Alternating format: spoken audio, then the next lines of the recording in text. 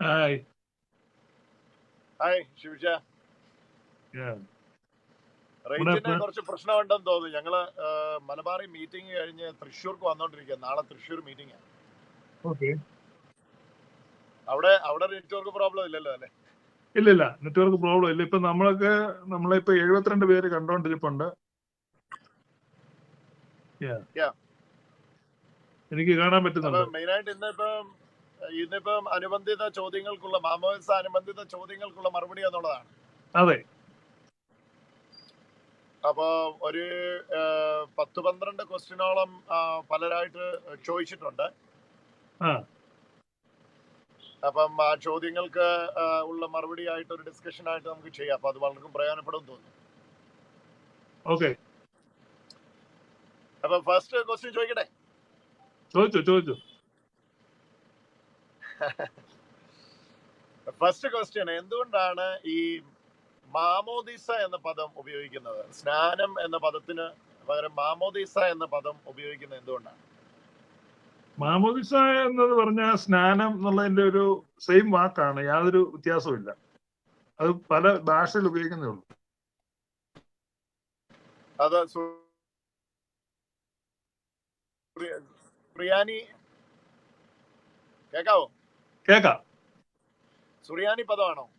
അതെ, സുറിയാനി സഭയിൽ അത് മാമോദിസ എന്ന് ഉപയോഗിക്കുന്നു. അപ്പൊ ഈ റോമൻ ഇൻഫ്ലുവൻസിന് ശേഷമാണ് ആ പദം ഉപയോഗിക്കാൻ തുടങ്ങിയിട്ടുള്ളത്? അല്ലല്ല, ആദ്യം തൊട്ട് തന്നെ ആ പദം ഉപയോഗിച്ചിരുന്നു. കാരണം ഇത് നമുക്ക് ഒത്തിരി ആളുകൾക്ക് തെറ്റിദ്ധാരണയുണ്ട്. ഈ സുറിയാനി ഭാഷ എന്ന് പറഞ്ഞാൽ അതൊരു ജാതി ഒന്നുമല്ല, അതൊരു ഭാഷയാണ്. അപ്പൊ ആ ഭാഷ നമ്മുടെ കർത്താവ് സംസാരിച്ച, കർത്താവിന്റെ അമ്മ സംസാരിച്ച, പത്രോസ്ലീഹ സംസാരിച്ച, ഇപ്പൊ പല ആളുകൾക്കും അറിയത്തില്ലായിരിക്കും, പൗലുസ്ലീഹ സംസാരിച്ച ഭാഷയും സുറിയാനിയാണ്. പൗലുസ്ലീഹയുടെ വീട്ടിൽ സംസാരിച്ചുകൊണ്ടിരുന്നത് സുറിയാനി ഭാഷയാണ്. പൗലുസിന് ഗ്രീക്ക് ഭാഷ അറിയാമായിരുന്നു എന്നേ ഉള്ളൂ, പക്ഷെ അദ്ദേഹത്തിന്റെ മാതൃഭാഷ സുറിയാനിയായിരുന്നു. അങ്ങനെ ബൈബിൾ എല്ലാം സുറിയാനിയായിട്ട് ബന്ധപ്പെട്ടാണ് ആദിമസഭയും ബൈബിളും എല്ലാം നിൽക്കുന്നത്. അപ്പം അതുകൊണ്ട് മാമോദിസ എന്ന പദം, പക്ഷെ ബൈബിളിൽ നമ്മൾ എവിടെയും മാമോദിസ എന്ന പദം കാണുന്നില്ല. സ്നാനമെന്നും ജ്ഞാനസ്നാനം എന്നുള്ള പദമേ കാണുന്നുള്ളൂ. ഉണ്ട്, അത് നമ്മൾ ശരിയായ ബൈബിൾ വായിക്കാത്തതുകൊണ്ടാണ്. ഇവിടെ വിശുദ്ധ ഗ്രന്ഥം എന്റെ ഇരിപ്പുണ്ട്. വിശുദ്ധ ഗ്രന്ഥത്തിനകത്ത് മാമോദിസ എന്നുള്ള ടെർമിനോളജി അല്ലേ? അതെ. ഓർത്തഡോക്സ് ബൈബിൾ ഉണ്ടല്ലോ, വിശുദ്ധ ഗ്രന്ഥം. ഫ്രീ ആയിട്ട് ഇനി മാമോദിസയുടെ മീനിങ്ങും ബാപ്റ്റിസം എന്ന ഇംഗ്ലീഷ് വാക്കിന്റെ അല്ലെ ജ്ഞാനസ്നാനം എന്ന മലയാളം വാക്കിന്റെ അതേ അർത്ഥം തന്നെയാണ് മാമോദിസയ്ക്കും വരുന്നത് അല്ലെ? അതെ, യാതൊരു വ്യത്യാസവും ഇല്ല. അപ്പൊ അതിൽ തന്നെ പദം വേറെ ഉപയോഗിച്ചെന്ന് പറഞ്ഞാലും മീനിങ് അത് തന്നെയാണ്. ഇംഗ്ലീഷിൽ ബാപ്റ്റിസം എന്നും മലയാളത്തിൽ സ്നാനമെന്നും ജ്ഞാനസ്നാനമെന്നും അതുപോലെ തന്നെ ഗ്രീക്കിൽ ബാപ്റ്റിസ്മോ എന്നും ഒക്കെ പറയുന്നതിന്റെ അർത്ഥം ഒന്ന് തന്നെയാണ്.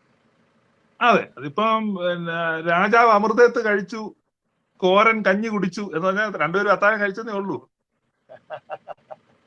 കോരന്മാർക്ക് അങ്ങനെ തോന്നും, ആ വാക്ക് തന്നെ വേണം. ഓക്കെ. അപ്പം അതാണ് ഫസ്റ്റ് ക്വസ്റ്റ്യൻ. എനിക്ക് തോന്നുന്നു അത് ഓസ്ട്രേലിയയിൽ നിന്നാണ് ചോദിച്ചിരിക്കുന്നത്. സെക്കൻഡ് ക്വസ്റ്റ്യൻ എന്ന് പറയുന്നത്, ഈ മാമോദീസയോട് ബന്ധപ്പെട്ട്, അതായത് ഈ വെള്ളത്താലുള്ള ജനനം എന്ന് പറയുമ്പോൾ അതിൻ്റെ അത് രണ്ടാമത് ആത്മാവിനാലുള്ള ജനനം എന്ന് പറയുന്നുണ്ടല്ലോ. വെള്ളത്താലും ആത്മാവിനാലും ഉള്ള ജനനം എന്ന് പറയുന്നു. അപ്പൊ ഈ ആത്മാവിനാലുള്ള ജനനം എന്നവിടെ ഉദ്ദേശിക്കുന്നത് അക്ഷരികമായി, അതായത് ഫിസിക്കൽ ഏതെങ്കിലും ഒരു കാര്യത്താൽ ഉണ്ടാകുന്നതാണോ എന്നുള്ള ക്വസ്റ്റ്യൻ ആണ്. അത് UK നിന്ന് ചോദിച്ച ചോദ്യമാണ്. അത് അങ്ങനെയല്ല. ഇപ്പം യേശുക്രിസ്തു ജനിക്കുന്നതിനെ കുറിച്ച് പറയുന്നത് അത്യുന്നതന്റെ ശക്തി നിന്റെ മേൽ നിഴലിടും, പരിശുദ്ധാത്മാവ് നിന്റെ മേൽ വരും. അപ്പം അതിനകത്ത് എങ്ങനെ യേശു ജനിച്ചത്? അവര് ഉത്തരം പറഞ്ഞാൽ മതി. അത്യുന്നതന്റെ ശക്തിയാലാണോ ജനിച്ചത്, പരിശുദ്ധാത്മാവിന്റെ നിഴലിടലാണോ ജനിച്ചത്? അപ്പൊ അത് രണ്ടും കൂടെ ഒരുമിച്ച് ചേരുകയാണ്. അത് രണ്ടും കൂടിയാണ്. അതാണ്. അപ്പം അവിടെയാണ് ചോദിക്കുന്നത്, അതായത് ഈ വെള്ളത്താൽ ജനനം ഉണ്ടെങ്കിൽ, വെള്ളത്താലും ആത്മാവിനാലും എന്ന് പറയുമ്പോൾ ആത്മാവ് അവിടെ എന്താണ്? ഒരു ബാപ്റ്റിസത്തിൽ അല്ലെങ്കിൽ ഒരു മാമോദീസയിൽ ആത്മാവിനാലുള്ള ജനനം എന്ന് പറഞ്ഞാൽ, ആത്മാവിനാൽ നമ്മൾ ഈ പിതൃപുത്ര പരിശുദ്ധാത്മാവായ ത്രിയേക ദൈവത്തോട് ബന്ധിക്കപ്പെടുന്നു എന്നുള്ളതാണ് അതിന്റെ അർത്ഥം. ഓക്കെ. അപ്പൊ ഈ ലൈഫിന്റെ സോഴ്സ് ഗോഡാണ്. ആ സ്നാനത്തിന്റെ കർമ്മത്തിൽ ഇപ്പൊ വെള്ളം ഉള്ളതുപോലെ ആത്മാവിനെ റെപ്രസെന്റേറ്റ് ചെയ്യുന്ന അല്ലെങ്കിൽ ആത്മാവായി മാറുന്ന എന്തെങ്കിലും ഉണ്ടോ? ആത്മാവെന്ന് പറഞ്ഞാൽ പരിശുദ്ധാത്മാവാണ്. ഓക്കെ. അതിപ്പോ യേശുവിന്റെ സ്നാനം മുതല് വെള്ളവും ആത്മാവും ഒരുമിച്ച് വരുന്നുണ്ട് അല്ലെ? ഉണ്ട്. ഈ പരിശുദ്ധാത്മാവ് നമ്മെ പിതൃപുത്ര പരിശുദ്ധാത്മാവ് എന്ന ട്രിനിറ്റേറിയൻ ഫാമിലിയോട് ബന്ധിപ്പിക്കുകയാണ്. ഓക്കെ. നമ്മൾ ട്രിനിറ്റേറിയൻ ഫാമിലിയിലെ അംഗമായി മാറുകയാണ്. ഓക്കെ. അതാണ് സംഭവിക്കുന്നത്. ഓക്കെ. അപ്പൊ ആ ആത്മാവെന്ന് പറയുന്നത് ദൈവത്തിന്റെ ആത്മാവ് തന്നെയാണ്. ദൈവത്തിന്റെ ആത്മാവാണ്. അത് അഡോപ്ഷൻ ആണ് ഇവിടെ സംഭവിക്കുന്നത്. അപ്പൊ നമ്മൾ we are adopted into God's family. ദത്തെടുപ്പാണ് അവിടെ സംഭവിക്കുന്നത്. അത് തന്നെ, we are adopted into God's family എന്നുള്ളതാണ്. അപ്പം റൂഹ നമ്മളെ ബന്ധിക്കുകയാണ്. ഓക്കെ. അപ്പം അതിനെ റെപ്രസെന്റേറ്റ് ചെയ്താണോ ഈ മാമോദിസ വെള്ളത്തിൽ മൂറോൻ ഒഴിക്കുന്നത്? അങ്ങനെ ഒരു ചടങ്ങുണ്ടോ? അതെ, മൂറോൻ ഒഴിച്ച വെള്ളത്തിലാണ് മാമോദിസ നൽകുന്നത്. അപ്പൊ എന്താണ് ഈ മൂറോൻ? മൂറോൻ എന്ന് പറഞ്ഞാൽ ഒരു തൈലമാണ്. അത് ആദിമ സഭ ഉണ്ടാക്കിയ തൈലം. അത് യേശു കർത്താവിന്റെ ദേഹത്ത് വെച്ച് കെട്ടിയ 100 റാത്തൽ സുഗന്ധദ്രവ്യമുണ്ട്, നിക്കോദിമോസ് വെച്ച്. ആ സുഗന്ധദ്രവ്യം എടുത്ത് അതിനോട് ചേർത്ത് തൈലം ഉണ്ടാക്കിയതാണ്. നിക്കോദിമോസിന്റെ അരിമത്തിക്കാരനായ യോസഫിന്റെ കല്ലറയില്. അതെ അതെ, ആ കല്ലറയിൽ എടുത്ത യേശുവിന്റെ ശരീരം അടക്കിയപ്പം അതോട് ചേർത്ത് വെച്ചിരുന്നതിന് ക്രൈസ്തവ സഭ അതിനെയാണ് ഈ മൂറോനായിട്ട് സൂക്ഷിക്കുന്നത് അല്ലെ? അതെ, അതിനകത്ത് യേശുവിന്റെ മുറിവിൽ നിന്നുള്ള രക്തം മുഴുവൻ ആ സുഗന്ധദ്രവ്യത്തിലുണ്ടായിരുന്നു. അതുകൊണ്ട് യേശുവിന്റെ രക്തത്തിന്റെ അംശം ആ മൂറോൻ തൈലത്തിലുണ്ട്. അതുകൊണ്ടാണ് സഭ അതിനെ വളരെ പരിപാവനമായിട്ട് കാണുന്നത്. മാമോദിസ വെള്ളത്തിനകത്ത് ഈ മൂറോൻ ഒഴിക്കാറുണ്ട് അല്ലെ? ഉണ്ട്. ചില തുള്ളികളാണ് ഒഴിക്കുന്നത് അല്ലെ? അത്രേ ഉള്ളൂ. ഓക്കെ. മാമോദിസ കഴിഞ്ഞിട്ട് ഈ കുഞ്ഞിനെ അന്ന് കുളിപ്പിക്കത്തില്ല, അഥവാ പിറ്റേ ദിവസം കുളിപ്പിച്ചാൽ ആ കുളിപ്പിക്കുന്ന വെള്ളം ഒഴിച്ചു കളയുന്നിടത്ത് ആരും ചവിട്ടാൻ പോലും സാധ്യതയില്ലാത്ത സ്ഥലത്താണ് ഒഴിച്ചു കളയുന്നത്. അങ്ങനെ ഒരു സംഭവം ഉണ്ടോ? അങ്ങനെയുണ്ട്. അത് എന്ന് പറഞ്ഞാൽ അത്രമാത്രം പ്രാധാന്യം, പാവനമായിട്ട് അതിനെ കാണുന്നു, പരിപാവനമായിട്ട് കാണുന്നു. കാരണം അതിനകത്തൊരു വാക്യമുണ്ട്, നമ്മുടെ കർത്താവിന്റെ രക്തത്തെ ചവിട്ടിക്കളയാൻ ഇടവരരുതെന്നൊരു വാക്യമുണ്ടല്ലോ എബ്രായലേഖനത്തിൽ. ഓക്കെ. അപ്പൊ അത് എങ്ങനെയാണ് ഈ 2018 വർഷമായിട്ട് ഈ മൂറോൻ തലമുറയായിട്ട് ഈ ഇത്രയും നാളത്തേക്കുള്ള മൂറോൻ? അപ്പം അന്നത്തെ ജനസംഖ്യ അല്ലല്ലോ ഇന്നത്തെ ജനസംഖ്യ. അപ്പൊ ഇത്രയും ക്രൈസ്തവർക്ക് വേണ്ടിയുള്ള, അപ്പൊ അതൊരു മിസ്റ്റിക്കൽ ഒരു ട്രൂത്ത് ആയിട്ട് നിൽക്കുന്നോ അതോ റിയാലിറ്റിയിൽ അന്നത്തെ ആ മൂറോന്റെ അംശം ഇന്നും വരുന്നുണ്ടോ? അതെ, ആ മൂറോൻ ഓരോ പ്രാവശ്യം അവര് വർദ്ധിപ്പിക്കും. മൂറോൻ വർദ്ധിപ്പിക്കുന്നതിനെയാണ് മൂറോൻ കൂദാശി എന്ന് പറയുന്നത്. അപ്പൊ ഈവൻ മാർത്തോമ സഭ പോലും മൂറോൻ ഉപയോഗിക്കുന്നുണ്ട്. മാർത്തോമ സഭക്കാർ ഈ അടുത്ത കാലത്തും പറഞ്ഞിരുന്നു ഞങ്ങളുടെ മൂറോൻ അന്ത്യോക്യയിൽ നിന്നുള്ളതാണ്. കാരണം അവരിപ്പോഴും അതിനെ വളരെ വിലമതിക്കുന്നുണ്ട്. ഈ മാർത്തോമ സഭ ഈ പ്രൊട്ടസ്റ്റന്റ് ഒരു പ്രൊട്ടസ്റ്റന്റ് എന്താണ് പറയുന്നേ, പ്രൊട്ടസ്റ്റന്റിലേക്കുള്ള ഒരു വ്യതിചലനം ഉണ്ടായിട്ടുണ്ടെങ്കിൽ പോലും അവരിപ്പോഴും അതിന് വില കൊടുക്കുന്നുണ്ട്. അല്ല, തോമസ് സഭയ്ക്ക് പൗരോഹിത്യം ഉണ്ടല്ലോ. ആ, പൗരോഹിത്യം ഉണ്ടെങ്കിലും ഒരു മോർ പ്രൊട്ടസ്റ്റന്റിൽ ഇൻഫ്ലുവൻസ്ഡ് ആണ്. പക്ഷെ അപ്പോസ്തലിക് യൂണിയനിനകത്ത് വരുമ്പം പട്ടത്തെ സഭകൾക്ക് കീഴി വരുമ്പം മാർത്തോമ സഭ ഒന്നിച്ച് വരുന്നുണ്ട് അല്ലെ? പട്ടത്തെ സഭകൾക്ക് കീഴി വരുമ്പോ. അതെ, മാർത്തോമ സഭ ഇതിന് രണ്ടിന്റെയും കൂടെ ഇടയ്ക്കാണ് നിൽക്കുന്നത്. ഈ പ്രൊട്ടസ്റ്റന്റ് വേൾഡിന്റെയും ഈ അപ്പോസ്തലിക് വേൾഡിന്റെയും കൂടെ ഇടയ്ക്ക് നിൽക്കുന്ന ഒരു സഭയാണ് മാർത്തോമ സഭ. ഓക്കെ. അപ്പം തേർഡ് ക്വസ്റ്റ്യൻ ചോദിക്കട്ടെ. അപ്പൊ ഈ ശിശുക്കളെ സ്നാനപ്പെടുത്തണമെന്ന് ബൈബിൾ എവിടെ ഇല്ലല്ലോ. ശിശുക്കളെ സ്നാനപ്പെടുത്തരുതെന്ന് ബൈബിളിൽ എവിടെയെങ്കിലും ഉണ്ടോ? അപ്പൊ വോട്ട് ചെയ്തെന്ന് പറഞ്ഞാൽ ആ നാട്ടിലെ പിള്ളേരെല്ലാം പോയി വോട്ട് ചെയ്തെന്നല്ലോ. ഇത് വോട്ടിനെ കുറിച്ചല്ല, രക്ഷയെ കുറിച്ചാണ്. നമ്മളൊരു വെള്ളപ്പൊക്കം വരുമ്പം രക്ഷിക്കുമ്പോ വീട്ടിലുള്ള പിള്ളേരെ രക്ഷിക്കില്ല, അത് വലിയൊരു മാത്രമേ രക്ഷിക്കുള്ളൂ. അല്ല, എന്നാലും ഒഫീഷ്യൽ ആയിട്ട് ഒരു കാര്യം ചെയ്യുമ്പം ഒരു വീട്ടിലുള്ള പ്രായപൂർത്തിയായവരല്ലേ ചെയ്യുന്നത്. അത് പുരാതന ലോകത്തില്, ഈ പുരാതന ലോകം എന്ന് ഞാൻ പറയുമ്പം മൊത്തം എല്ലാ സംസ്കാരങ്ങളിലും കുഞ്ഞുങ്ങൾക്ക് വിലയില്ലായിരുന്നു. കുഞ്ഞുങ്ങളെ കൊന്നാൽ കേസില്ലായിരുന്നു. കുഞ്ഞുങ്ങളെ ആർക്കും കൊല്ലാം. അപ്പൊ അതുകൊണ്ടാണ് ഈ ഹെറോദ രാജാവ് ഈ 2 വയസ്സിന് താഴെയുള്ള പിള്ളേരെല്ലാം കൊന്നേക്കാൻ പറഞ്ഞു. അല്ലെങ്കിൽ നീതി രാജനീതിക്ക് നിരക്കുന്നല്ല, അങ്ങനെ കൽപ്പിക്കാൻ പറ്റത്തില്ല ഒരു നിയമം ഉണ്ടെങ്കിൽ. അപ്പൊ അന്നത്തെ കാലത്ത് നമുക്കൊരു കൊച്ചുണ്ടായി, ആ കൊച്ചിനെ ഇഷ്ടമില്ലെങ്കിൽ നമുക്ക് ആ കൊച്ചിനെ കൊന്നു കളയാം. അപ്പൊ അന്ന് പല സംസ്കാരങ്ങളിൽ ഈ കൊച്ചിനെ കൊല്ലാൻ വേണ്ടി ഉയർന്ന പാറപ്പുറത്ത് കൊണ്ടുപോകും. അപ്പൊ കഴുത കുത്തിക്കൊണ്ടു. അങ്ങനെ കുഞ്ഞുങ്ങൾക്ക് തീരെ വിലയില്ലാതിരുന്ന ഒരു കാലഘട്ടമുണ്ട്. ആ കാലഘട്ടത്തിലാണ് യേശു കർത്താവ് വന്നിട്ട് ശിശുക്കളെ തടയരുത്, അവരെ എന്റെ അടുക്കൽ വിടുവീൻ എന്ന് പറഞ്ഞത്. എന്ന് പറഞ്ഞാൽ ശിശുക്കൾക്ക് വിലയില്ലാതിരുന്ന ഒരു കാലഘട്ടത്തിൽ ലോകത്താദ്യമായി ശിശുക്കൾക്ക് വില, അതായത് സിറ്റിസൺ ആയെങ്കിൽ മാത്രമേ വിലയുള്ളൂ, പ്രായപൂർത്തിയായെങ്കിൽ മാത്രമേ സിറ്റിസൺ ആയിട്ട് കൗണ്ട് ചെയ്യപ്പെടുകയുള്ളൂ എന്നുള്ള ആ സാംസ്കാരിക പശ്ചാത്തലത്തിൽ ലോക ചരിത്രത്തിൽ, മനുഷ്യ ചരിത്രത്തിൽ ആദ്യമായി ശിശുക്കൾക്ക് വിലയുണ്ട്, അവരും ദൈവസന്നിധിയിൽ വിലയേറിയവരാണ് എന്നുള്ള പ്രസ്താവന നടത്തിയതും ആ തരത്തിലുള്ള നീക്കം നടത്തിയതും യേശു കർത്താവാണ് ആദ്യമായിട്ട്.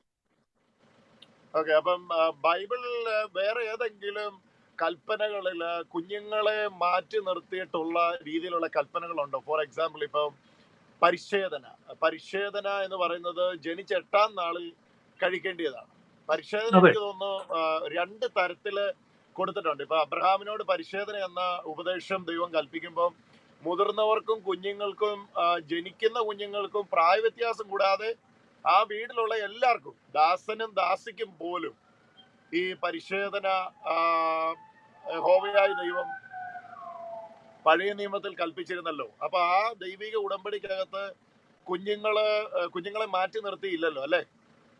ദൈവത്തിന്റെ ഒരു ഉടമ്പടിയിൽ നിന്നും, അതായത് ഒരു കവനന്റിൽ നിന്നും മക്കൾ ഒഴിവായിട്ടില്ല. അപ്പൊ 8-ാം നാളിൽ പരിച്ഛേദന കഴിക്കുന്ന ഒരു കുഞ്ഞ് കവനന്റിനകത്താകുന്നത് അവൻ വിശ്വസിച്ചിട്ടായിരുന്നോ പഴയ നിയമത്തിൽ? ഇല്ലില്ല, അതൊരു തെറ്റായ ധാരണയാണ് ഈ അവൻ വിശ്വസിക്കണം എന്ന് പറയുന്നത്. അല്ല, അങ്ങോട്ട് ഞാൻ വരുന്നുണ്ട്. അപ്പൊ ഞാൻ ചോദിക്കുന്നത്, അപ്പൊ ജനിച്ച 8-ാം നാളിൽ പരിച്ഛേദന കഴിക്കുന്ന ഒരു കുഞ്ഞിനെ അതൊന്നും അറിയാതെയാണ് പരിച്ഛേദന കഴിക്കുന്നതെങ്കിൽ കൂടെ അത് അതിന് ശേഷം പ്രായമായ ശേഷം ഒന്നുകൂടി അത് കൊടുത്തിട്ടുമില്ല, പിന്നെ ആ ഒരു പരിച്ഛേദനയുടെ പരിജ്ഞാനത്തിൽ വളർത്തുക ചെയ്തിട്ടുള്ളത്, അല്ലെ? അതെ.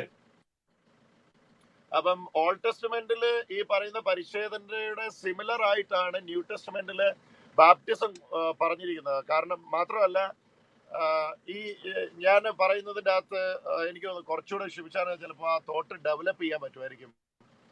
ഇത്രയേ ഉള്ളൂ. അതായത് ദൈവം പഴയ നിയമത്തിൽ കൊടുത്തിരിക്കുന്ന ഓരോ കാര്യങ്ങളും, സാക്രമെന്റ്സുകളും, അതിപ്പം സാക്രമെന്റ്സ് എന്നല്ല, പഴയ നിയമത്തിലുള്ള കാര്യങ്ങളല്ല ഈ പുതിയ നിയമത്തിൽ വന്ന് മെർജ് ചെയ്യുന്ന ഒരു സംഭവം. ഞാനിപ്പോ 4 എണ്ണം പറയാം. ക്ഷമിച്ചാൽ ചിലപ്പോൾ കൂടുതൽ ഡെവലപ്പ് ചെയ്ത് പ്രേക്ഷകർക്ക് അത് പ്രയോജനമാക്കാൻ പറ്റുമായിരിക്കും. അതില് ഒന്നാണ് ഈ പെസഹ വന്നിട്ട് യേശുവിന്റെ തിരുശരീരത്തിന്റെയും തിരുരക്തത്തിന്റെയും ആ വിശുദ്ധ കുർബാനയോട് അല്ലെങ്കിൽ അതിനോട് മെർജ് ചെയ്യുന്നത് നമ്മൾ കാണുന്നുണ്ട്. ദേവാലയം വന്നിട്ട് നിങ്ങൾ ദൈവത്തിന്റെ മന്ദിരം എന്ന് പറയുന്ന ആ ഒരു കൺസെപ്റ്റിനോട് മെർജ് ചെയ്യുന്നത് നമ്മൾ കാണുന്നുണ്ട്. അതുപോലെ തന്നെ ഓൾഡ് ടെസ്റ്റ്മെന്റിലെ പ്രീസ്റ്റ്ഹുഡ് വന്നിട്ട് മൽക്കിസദേക്കിന്റെ ക്രമപ്രകാരമുള്ള ലെവിറ്റിക്കസ് പ്രീസ്റ്റ്ഹുഡ് വന്നിട്ട് ലേവ്യ ക്രമപ്രകാരമുള്ള പൗരോഹിത്യം വന്നിട്ട് യേശുക്രിസ്തുവിന്റെ ക്രമപ്രകാരമുള്ള അല്ലെങ്കിൽ മൽക്കിസദേക്കിന്റെ ക്രമപ്രകാരമുള്ള പൗരോഹിത്യത്തോട് മെർജ് ചെയ്യുന്ന കണ്ടിട്ടുണ്ട്. അങ്ങനെ ഈ ഓൾഡ് ടെസ്റ്റ്മെന്റിൽ ദൈവം കൽപ്പിച്ചവയെല്ലാം ന്യൂ ടെസ്റ്റ്മെന്റിൽ വന്ന് മെർജ് ചെയ്യുന്ന അങ്ങനെ ഒരു സംഭവം ഉണ്ടോ?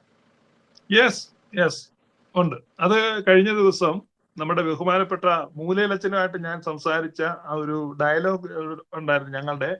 അതിൽ അദ്ദേഹം അത് വളരെ വ്യക്തമായിട്ട് പറഞ്ഞായിരുന്നു ഇങ്ങനെയാണെന്ന്.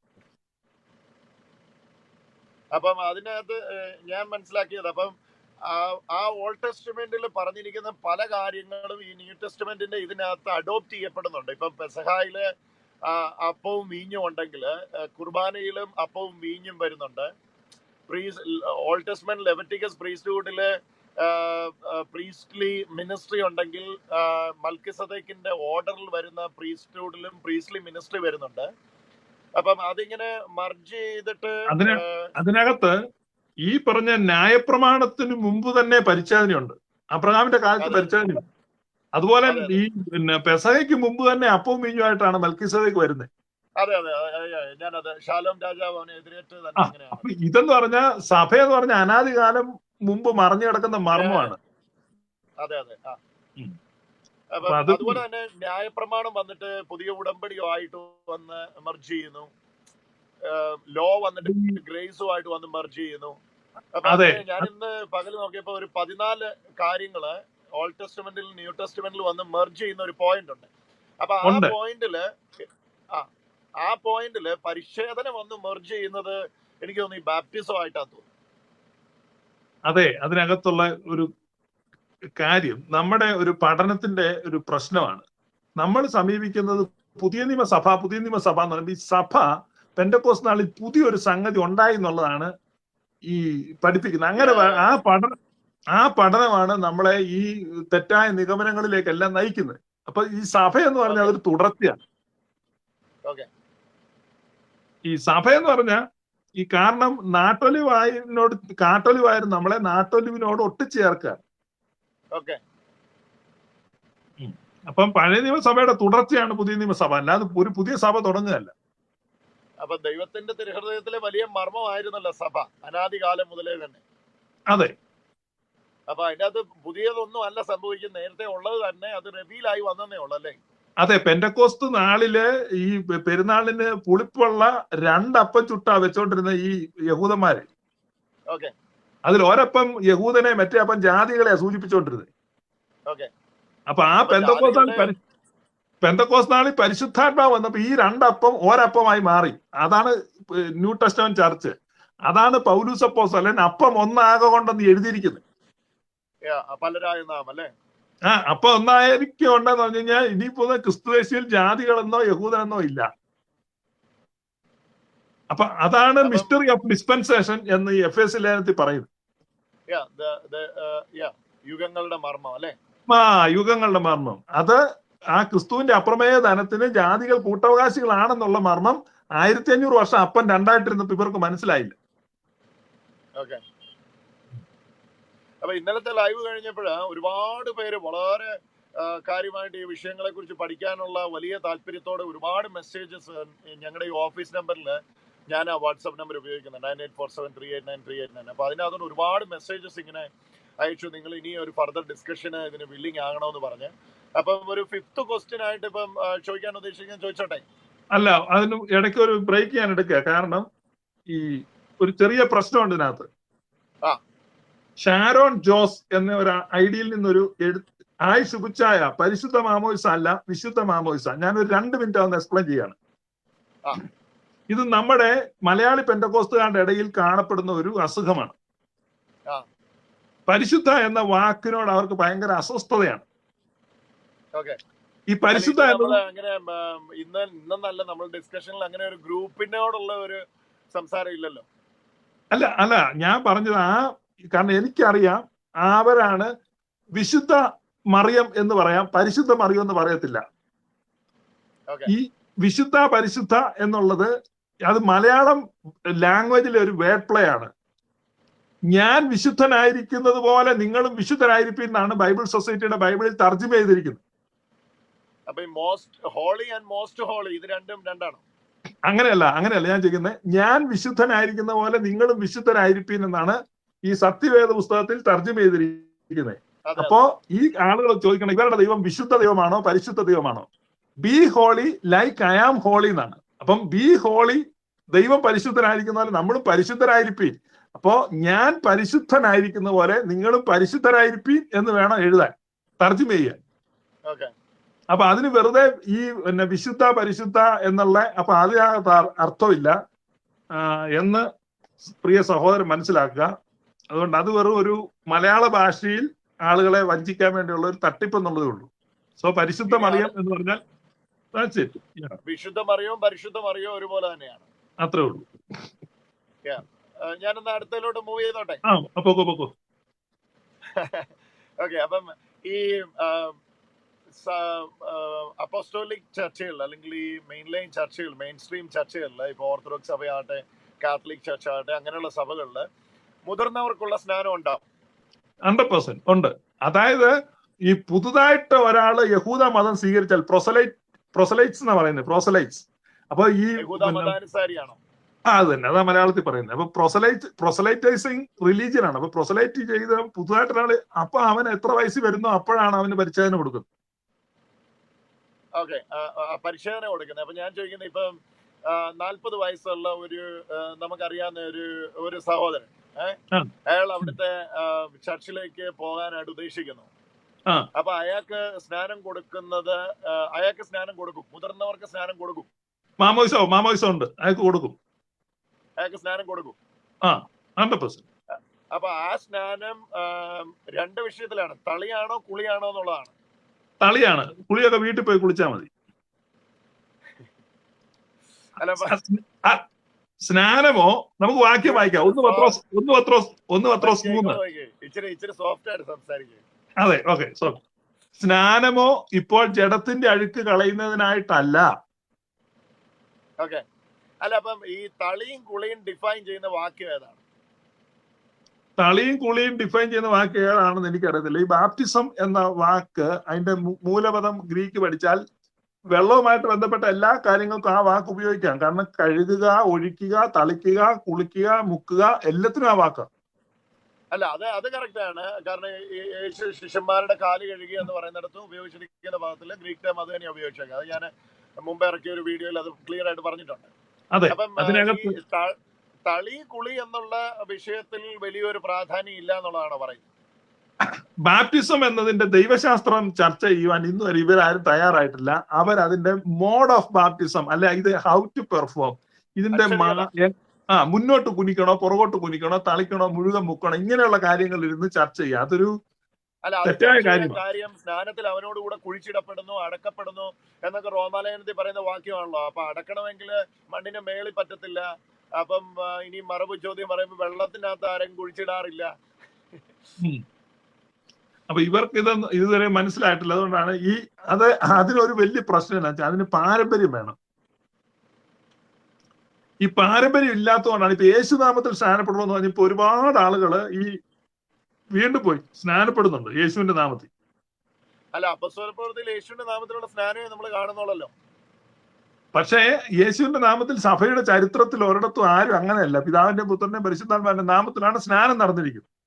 അല്ല, മത്തായി 28 പിതാവിന്റെയും പുത്രന്റെയും പരിശുദ്ധാത്മാവിന്റെയും നാമത്തിൽ സ്നാനം കഴിപ്പിക്കണമെന്ന് പറഞ്ഞിട്ടും അപ്പസ്തോലപ്രവൃത്തിയിൽ ഒരിടത്ത് പോലും ട്രിനിറ്റേറിയൻ ബാപ്റ്റിസം നമ്മൾ കാണുന്നില്ലല്ലോ. അതെ, അത് കാണുന്നില്ല. അപ്പൊ അതാ പറഞ്ഞത്, സഭ എങ്ങനെയാ ചെയ്തെന്നുള്ളത് അത് ആദ്യം മുതൽ തുടർച്ചയായിട്ട് നടത്തിക്കൊണ്ടിരുന്നവർക്ക് അറിയാം. സഭയ്ക്കറിയാം. അപ്പൊ അതുകൊണ്ട് അവിടെ ആർക്കും ആ കാര്യത്തിൽ സംശയമില്ലായിരുന്നു. അപ്പം ഞാൻ അതിന്റെ അകത്തുള്ള 2 ചോദ്യങ്ങളിൽ ഒരു ചോദ്യമാണത്. മുതിർന്നവർക്ക് സ്നാനം ഉണ്ട്. ആ മുതിർന്നവര് വിശ്വാസം സ്വീകരിക്കുമ്പം ആ മുതിർന്നവരുടെ കൂടെ ഉള്ള കുഞ്ഞുങ്ങളെയും സ്നാനപ്പെടുത്താറുണ്ട്. എന്ന് പറഞ്ഞാൽ ഹോൾ ഹൗസ് ഹോൾഡ് ആണ് സ്നാനപ്പെടുന്നത്. ഹോൾ ഹൗസ് ഹോൾഡ് ആണ്. ഈ ഹൗസ് ഹോൾഡ് എന്ന് പറഞ്ഞു കഴിഞ്ഞാൽ ഈ 1-ാം നൂറ്റാണ്ടിലെ ഇതനുസരിച്ച് ആ വീട്ടിലുള്ള കുഞ്ഞുങ്ങളും ദാസീദാസന്മാരും അടക്കമാണ്. അത് ഞാനും വായിച്ചിട്ടുണ്ട്. മക്കള് മാത്രമല്ല, ആ വീട്ടിലുള്ള അടിമകളും ദാസീദാസന്മാരും എല്ലാവരും ഉൾപ്പെടുത്തിയാണ്. ഉദാഹരണത്തിന് ഈ പെസഹ, ഇന്നലെ ഒരാൾ എനിക്കൊരു ഒബ്ജക്ഷൻ അയച്ചതിനകത്ത് പറഞ്ഞത് പെസഹായെ പറ്റി പറഞ്ഞു. അപ്പൊ ഈ പെസഹ എന്ന് പറഞ്ഞാൽ ഒരു കുടുംബത്തിന് ഒരാടിനെ എടുക്കാനല്ല, അല്ലാതെ ഓരോരുത്തർക്കും ഓരോ കോഴിയെ കൊടുക്കാനല്ല.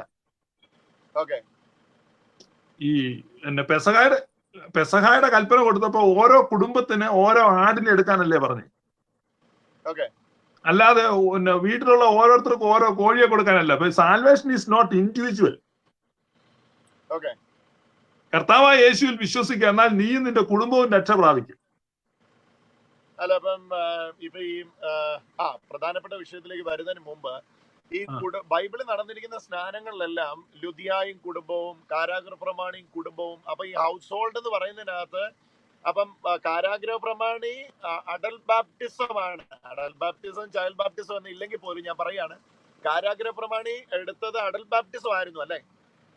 അതായത് ഈ ക്രിസ്ത്യൻ സഭ ഒരു അഡൽട്സ് ഉള്ള സഭയല്ല. ഈ അഡൽട്സ് ഉള്ളി എന്ന് പറഞ്ഞാൽ എന്നാണ് എ സർട്ടിഫിക്കറ്റ് ഉള്ള, അല്ലെങ്കിൽ അമേരിക്കയിലെ ഇതിലൊക്കെ പറയുമ്പോൾ എക്സ്റേറ്റഡ് എന്നൊക്കെ പറയും. അപ്പൊ അങ്ങനെയല്ല ഇത് ഫാമിലിയാണ്, ഫാമിലി ഓഫ് ഗോഡ് ആണ്. ഫാമിലി ഓഫ് ഗോഡ് എന്ന് പറഞ്ഞാൽ അതിനകത്ത് കുഞ്ഞുങ്ങളുണ്ട്, എല്ലാരും ചേർന്നുള്ളതാണ്. അപ്പം ഈ മുതിർന്ന സ്നാനം ഇങ്ങനെയുള്ള സഭകളിലുണ്ട്. പക്ഷെ ആ മുതിർന്ന സ്നാനം അന്യമതസ്ഥൻ യേശുവിന്റെ മാർഗത്തിൽ പിന്തുടരാൻ ആഗ്രഹിക്കുമ്പോഴാണ് അത് കൊടുക്കുന്നത്, അല്ലേ? അത്രേ ഉള്ളൂ, കൊടുക്കും. അപ്പൊ ആ സ്നാനത്തില് കുഞ്ഞുങ്ങൾ ഉൾപ്പെടും.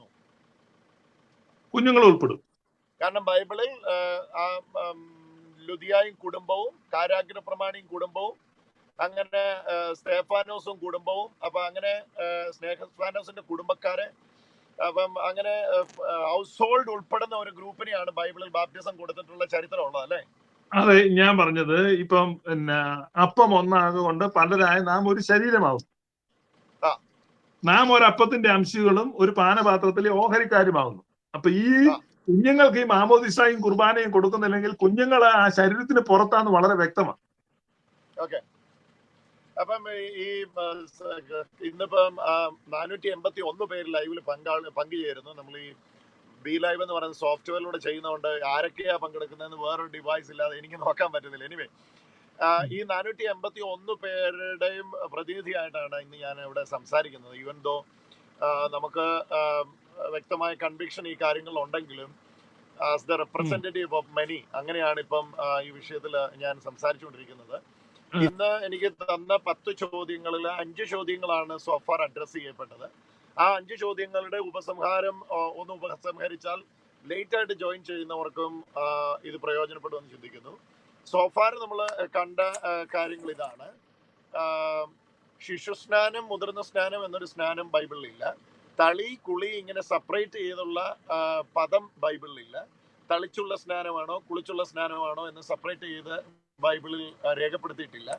ഇനി ബാപ്റ്റിസ്മോ എന്ന ഒരു ഗ്രീക്ക് വാക്ക് എടുത്തുകൊണ്ട് ഇമർഷൻ അല്ലെങ്കിൽ നിമജ്ഞന സ്നാനം, വെള്ളത്തിൽ മുങ്ങിയുള്ള സ്നാനം എന്നുള്ളത് പ്രൂവ് ചെയ്യാൻ കഴിയുകയില്ല. കാരണം ആ പദം വെള്ളം കൊണ്ടുള്ള എല്ലാ ക്രിയകൾക്കും, വെള്ളത്തിൽ മുങ്ങുന്നതിന് മാത്രമല്ല വെള്ളം കൊണ്ടുള്ള എല്ലാ ക്രിയകൾക്കും ബൈബിളിൽ മാറി മാറി ഉപയോഗിച്ചിട്ടുണ്ട് എന്നുള്ളത് വ്യക്തമാകുന്നു.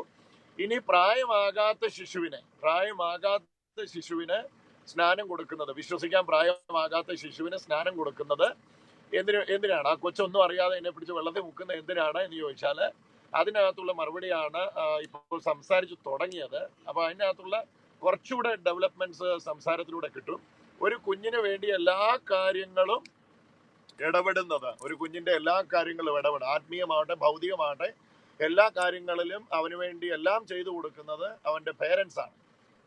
ഫോർ എക്സാമ്പിൾ, അവനിപ്പം വസ്ത്രം ധരിക്കണമെന്ന് പറഞ്ഞിട്ടല്ല അവന് വസ്ത്രം ധരിപ്പിക്കുന്നത്. അവളിപ്പം സ്കൂളിൽ പോകണമെന്ന് പറഞ്ഞിട്ടല്ല അവളെ സ്കൂളിൽ ചേർക്കുന്നത്. നല്ല സ്കൂളിൽ ചേർക്കുന്നതും നല്ലത് പറഞ്ഞു കൊടുക്കുന്നതും നല്ല വസ്ത്രം ധരിപ്പിക്കുന്നതും എല്ലാം മാതാപിതാക്കളാണ്.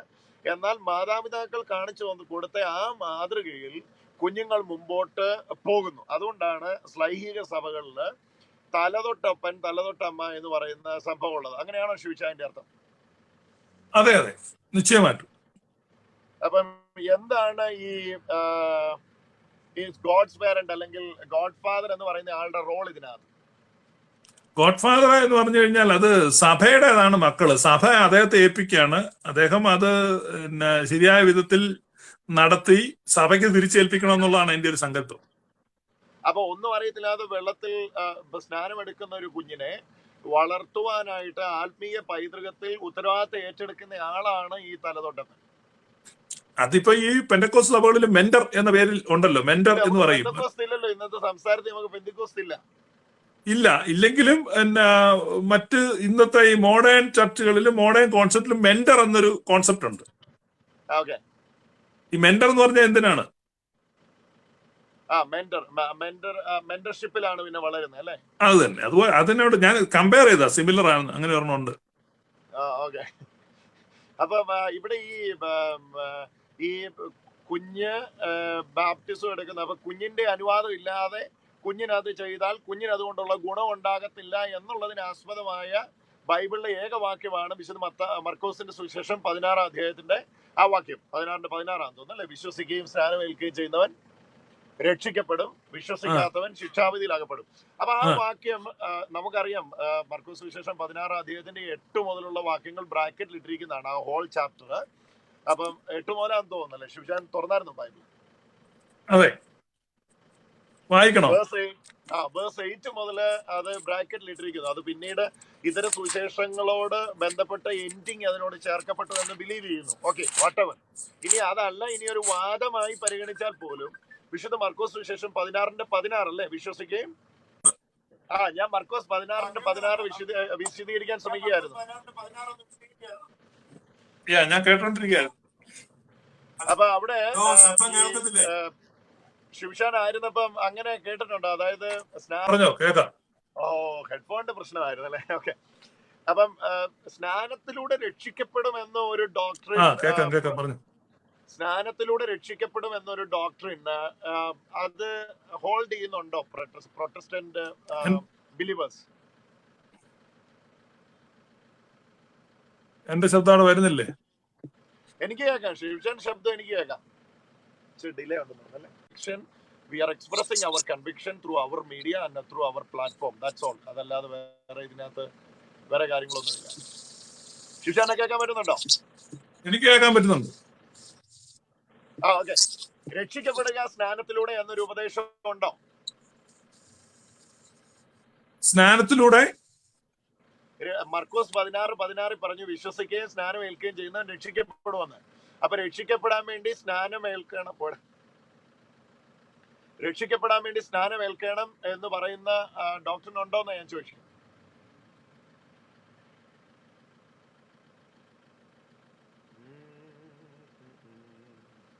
പല പ്രശ്നങ്ങളാണ്. ഞങ്ങള് ട്രാവൽ റെയിൽ പോയിക്കൊണ്ടിരിക്കുകയാണ്. ഞാൻ വണ്ടിക്കകത്തിരുന്നാണ് ഇത് ചെയ്യുന്നത്. അപ്പൊ ഇതിപ്പോ തൃശ്ശൂർ എത്തുന്നതിന് മുമ്പ് ഒരു സ്ഥലത്ത് വണ്ടി ഇട്ടിട്ട് റോഡ് സൈഡിൽ ഇരുന്നാണ് ചെയ്യുന്നത്. അപ്പൊ ഇവിടുത്തെ നെറ്റ്വർക്കിന്റെ പ്രോബ്ലം ഉണ്ട്. എനിവേ, ഇത് നെറ്റ്വർക്കാണോ പ്രോബ്ലം? ശിവശാന്റെ പ്രശ്നമാണ്.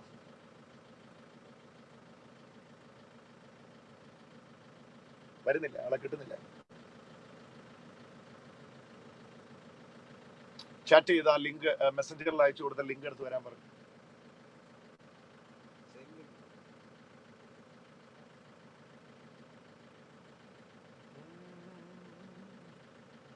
സോറി കേട്ടോ, 450 പേര് ഒന്ന് ജസ്റ്റ് വെയിറ്റ് ചെയ്യുക. സോറി, ഒത്തിരി സോറി.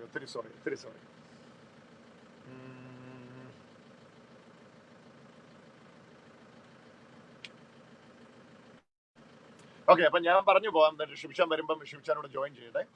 അപ്പം എന്റെ അറിവില് രക്ഷിക്കപ്പെടാൻ വേണ്ടി സ്നാനം എന്ന് പറയുന്ന ഒരു ഡോക്ടറിൻ ഇല്ല.